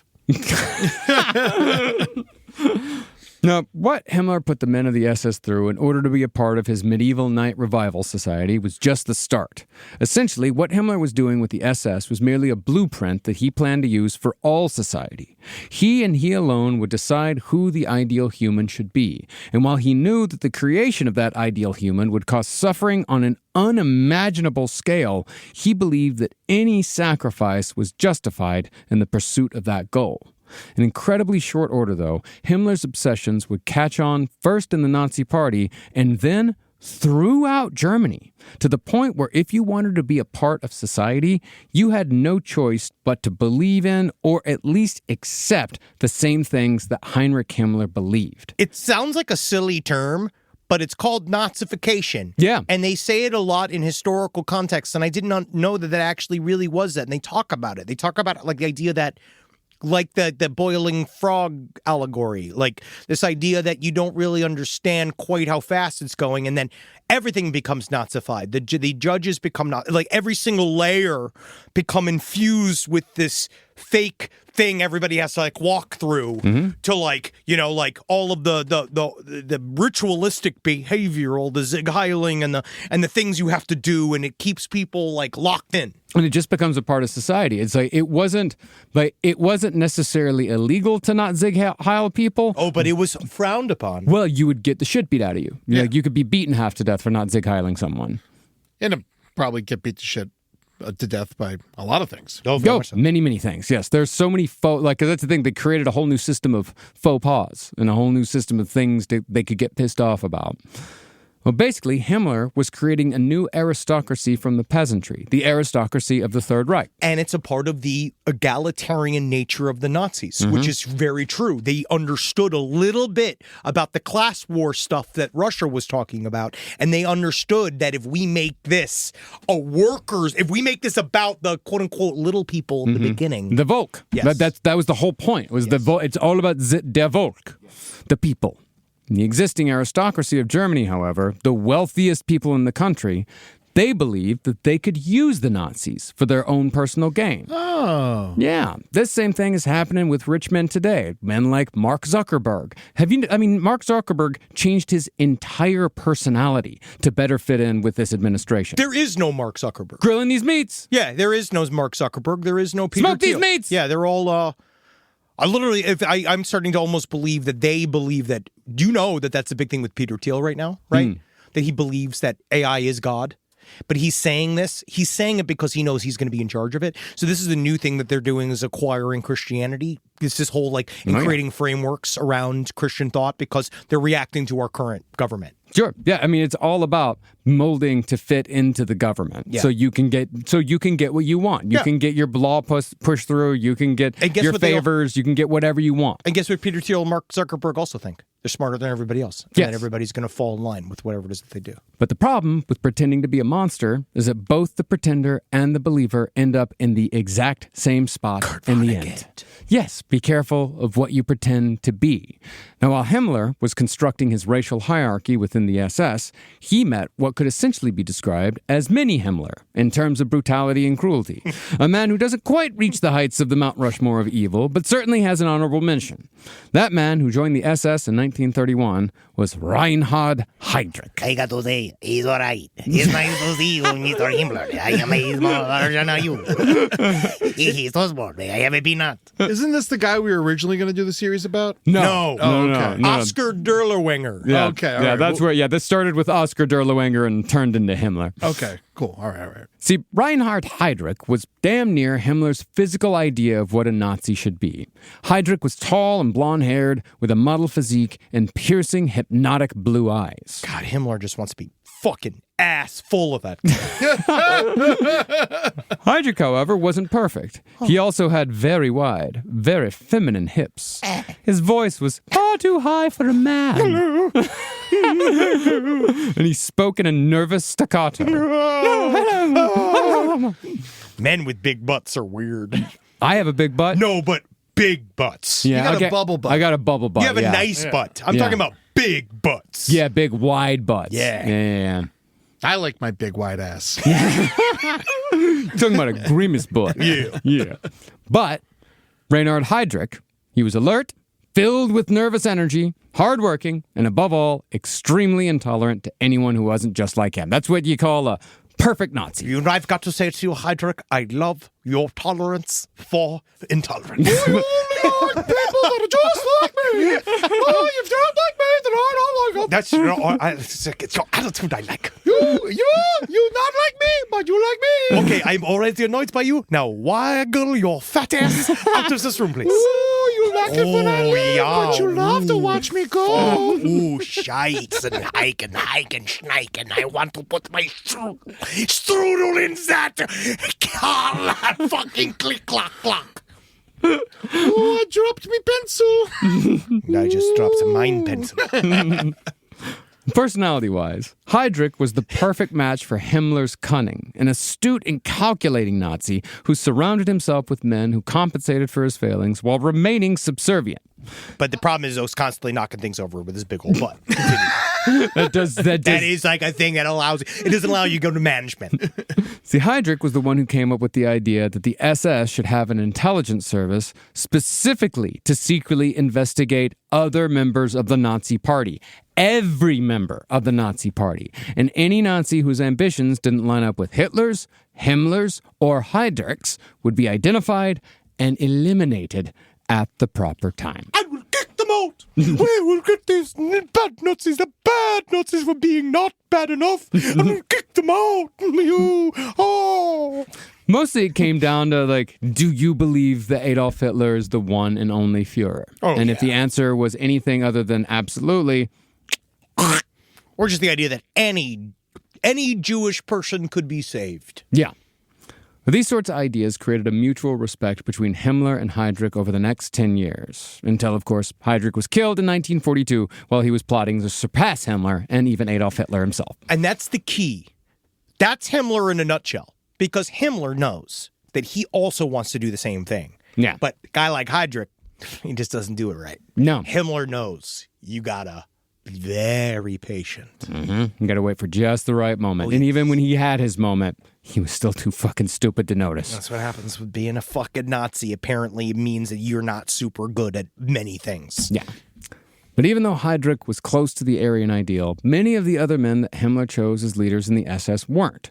Rather than enforce extreme strictness when choosing leaders, Himmler chose men who would be loyal to him, although that wasn't the main requirement. Perhaps even more important than loyalty was an inability to live in German society as it existed. Same problem that Heinrich Himmler had himself. See, many of the SS leaders had served in World War I, and they had not adjusted back to civilian life at all, and others were just dickheads like Heinrich Himmler.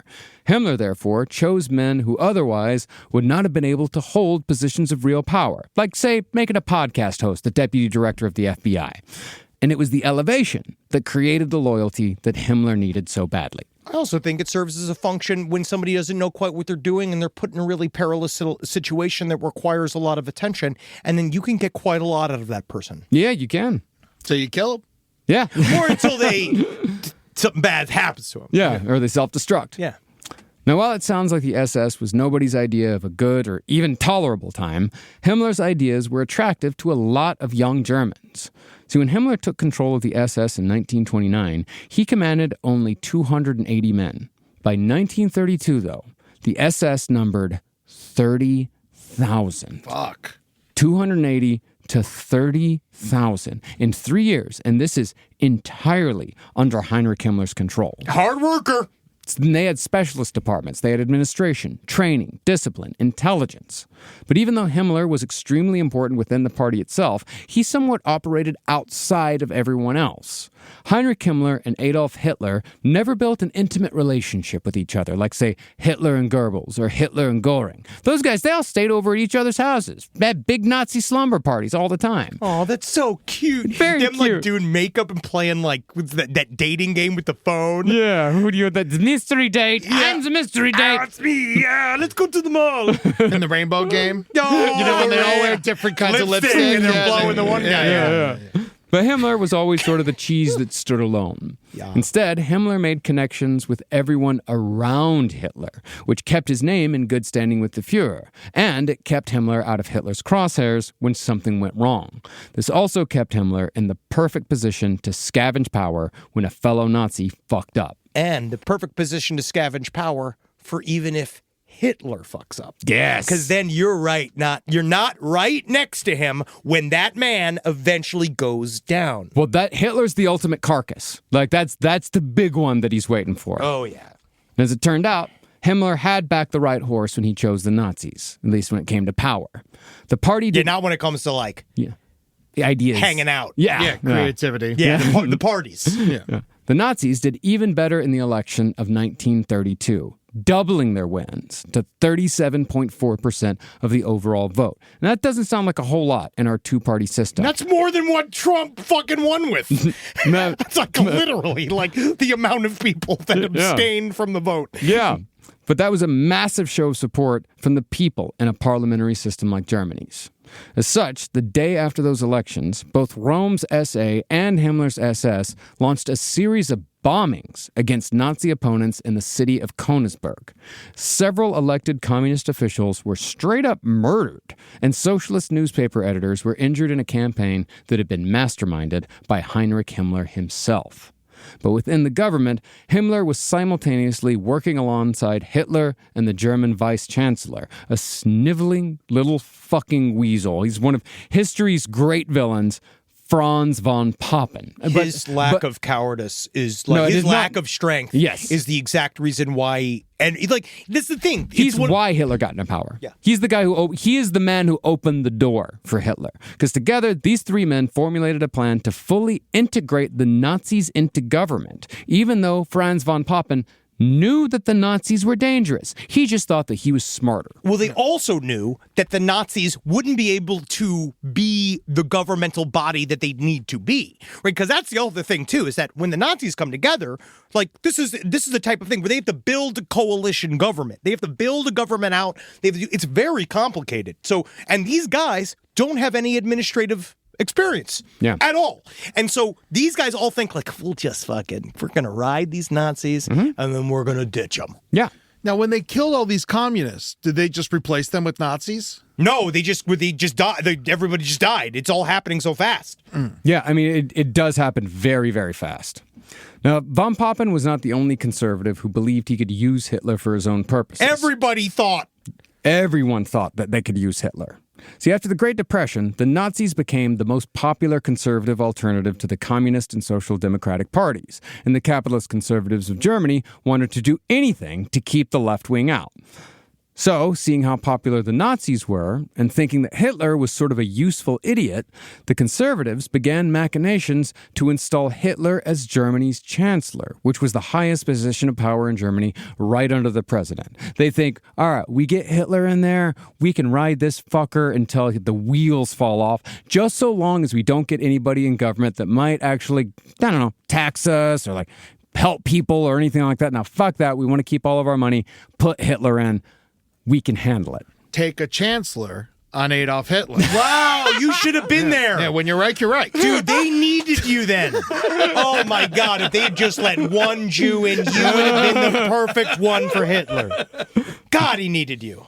To the detriment of the entire world, those machinations became a reality in January of 1933, when Adolf Hitler, having never actually been elected to office, was appointed Chancellor of Germany under the elderly, barely cognizant president, Paul von Hindenburg. Oh, that's what a great name, yes, right? I know. But also, I will say, this is one of those things where we can't get into the nuts and bolts of how it happened, but just understand that they all negotiated a way to create a coalition government.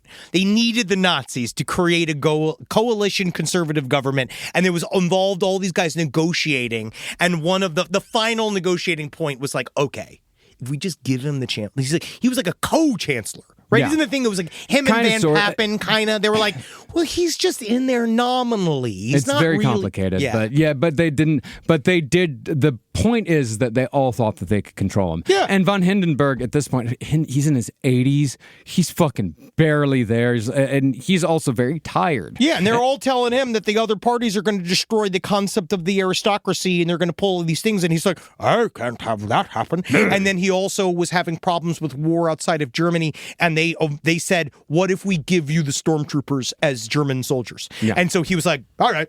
Mm-hmm. Now, once Hitler was made chancellor, his man Hermann Göring was immediately placed in charge of the police forces. Göring ordered about 35,000 SA and SS men to supplement the Nazi actions to come, and in short order, massive acts of violence and terror became the norm, where leftists were murdered by Nazis en masse. And then, in the midst of the chaos, came the Reichstag fire. On February 27, 1933, the German parliament, aka the Reichstag, was engulfed in flames, burning half the building down. The blame, conveniently, was placed on a Dutch communist named Marinus van der Lubbe. Now, Hitler immediately declared that the fire had been a communist conspiracy, where leftists had been working in tandem to destroy all of Germany. In reality, though, Marinus van der Lubbe was a half-witted bricklayer who simply had a passion for arson, and by all evidence and accounts, acted alone. This is a big question I had that I actually didn't understand. I guess for a long time we keep saying this idea that the Reichstag fire was this inside job, but I guess it really wasn't, right? Well, it wasn't. It was both. Twisted. It was spun. Well, it was taken advantage of. Yes. I just didn't know. It was like one of those where I was like, I always assumed in my head that the Reichstag fire was an inside job, but now it just seems like he did just happen to set fire to the Reichstag, and then he's like, great. Well, kind of, sort of. Yeah. Who knows? Yeah. I don't know. I didn't realize that. I was about to say. I'm about to tell you. I just didn't realize that lube was flammable. You got to go fast enough. Well, all Lubbe had to start this massive fire was his own shirt. But half the Reichstag was on fire within just 2 minutes. And expert witnesses testified that the fire was ignited by vast amounts of chemicals and gasoline. Maybe it was. Maybe the shirt was made out of polyester. Well, what actually happened was that days before, some Nazis had overheard Lubbe in a bar bragging that he was going to set fire to several public buildings, and the Reichstag was next in line. Yep. So, seizing the opportunity, the Nazis set the Reichstag on fire themselves. Then they used Lubbe, and by extension, all communists, as scapegoats. You mean it's both. Lubbe did start the fire, but the Nazis helped, and they made it bigger and far bigger and far larger than it was going to be if Lubbe would have done it on his own. Oh, so they're kind of like the Great White. Yeah. Yeah. I was just surprised that Nazis would lie. Yeah, right? Now, the Reichstag fire was truly the beginning of the end for Germany. Hitler pressured the ailing President von Hindenburg into declaring a state of emergency to, quote-unquote, protect the people because the communists were out of control.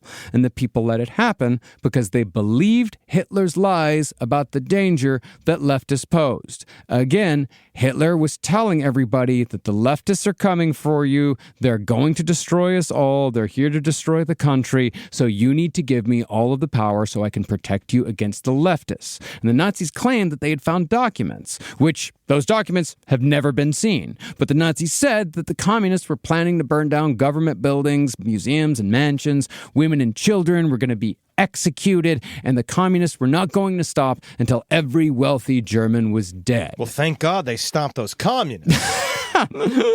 Using President von Hindenburg's powers, Hitler suspended all constitutional civil liberties the day after the Reichstag fire, which meant that anyone could be arrested without trial. This was very good news for Heinrich Himmler and the brand new prison he'd just built outside of his hometown of Munich. History knows this pit of despair as Dachau, the first concentration camp. And that's where we'll pick back up next week for part 3 of our series on Heinrich Himmler. I got a question about the Dachau episode. Can I skip it? No, buddy. You gotta check it out, buddy. Yeah. The fun thing is that it's not even gonna be the worst one. No. Not even close. Yeah, dude. Cool. That one was for actually Newark. What a fucking script, dude. Thanks. Really fucking good. We're really I think it's good history. And we're gonna go. I hope so. I'm also going to tell you this right now. We're going farther than that other series that went a certain distance about Heinrich Himmler. We're going farther and longer. We're going to be covering the entire life and crimes of Heinrich Himmler throughout the entire Reich, and we're going to be covering his untimely death. Whether you like it or not. Yeah. But this is important. And also we're going to keep having fun with it. And just go out there and next time if you see anything like standing next to a Nazi flag or having a Nazi flag, throw something at them. Yeah. Patreon.com/lastpodcastandleft. Watch us do this live. Go and see us every Tuesday night, 6 p.m. Pacific for last stream on the left live. You can join the chat. It's a lot of fun, and we have a lot of good times with engaging with you. Indeed. And don't forget to check out all of our live shows. We got a shitload coming up, and we're about to announce 2026, and we're coming to some really cool we're really fun places next year. And our Cleveland show is now in Akron. Yes. Yeah. So go get your tickets to that. We're going to be at the Goodyear Theater. That's on November 29th. But don't forget, we're also going to be in Oakland in October 25th and in Portland December 12th and 13th. And then, can we say some of the cities we're going to go to? Not quite yet. Not yet. But come to the Mateel Center, the community center me and Eddie are doing. It is October 24th. Yes, October 24th. Come to the Mateel Community Center. Eddie and I will be doing Side Stories Live with our good friend Billy Wayne Davis. And we're doing a Halloween costume contest. Yeah, so come dressed up, and I know you guys. Not everyone can dress as weed, but if you do, we'll smoke you. Yeah. Also, October 12th, I'm going to be in Madison with my good buddy Logan Metz. It's going to be a lot of fun. And then on November 16th, I'm going to be in San Diego at Mic Drop Comedy with Amber Nelson, Ashley Brooke Roberts, and my wife, Julie Rosing. I just had a really good time with your wife yesterday. What the fuck? What were you doing with my wife? I had a wonderful time with your wife yesterday. What the fuck are you talking about? I just entertained her. Yeah? Yeah. All right, maybe I'll have a nice time with your wife. Maybe you would. Honestly, that sounds kind of nice. No, maybe I will. Yeah, maybe I will. I think you should. Yeah. No, we actually we're filming Hoopagoo Part 2. That's right. It's gonna be a lot of fun. But we're having fun. That was a blast yesterday. Hail Satan. Hail Geen. Hail Natalie. Wow. Yeah, I hail your wife. Okay. Yeah, you hear that? Okay, I'll hail you Julie. Talk to my... No, Julie just got hailed. No, you won't. Take it back. Nope. Take it back. I can't. None of this is going to end well. Love your wife. What happens when the person you trust most betrays you? Shohei and Ippei were one of the most famous bromances in professional sports. They were seen together nearly all the time, labeled best friends, until it all fell apart. It's a story you might have heard about, but turns out what was reported in the news was just the beginning. I'm Ippei Mizuhara, and you do have permission to record me. Listen to 30 for 30 podcast to hear the betrayal of Shohei Ohtani. The afternoon light is becoming as golden as aspen leaves. The air is growing more crisp, and the silence just seems to say more. Absorb it, and let the rest go, like that first misty breath on a cool morning. Autumn is arriving. The days are growing shorter. Make the most of them. Park City, Utah, for the mountain kind. Plan your trip at visitparkcity.com.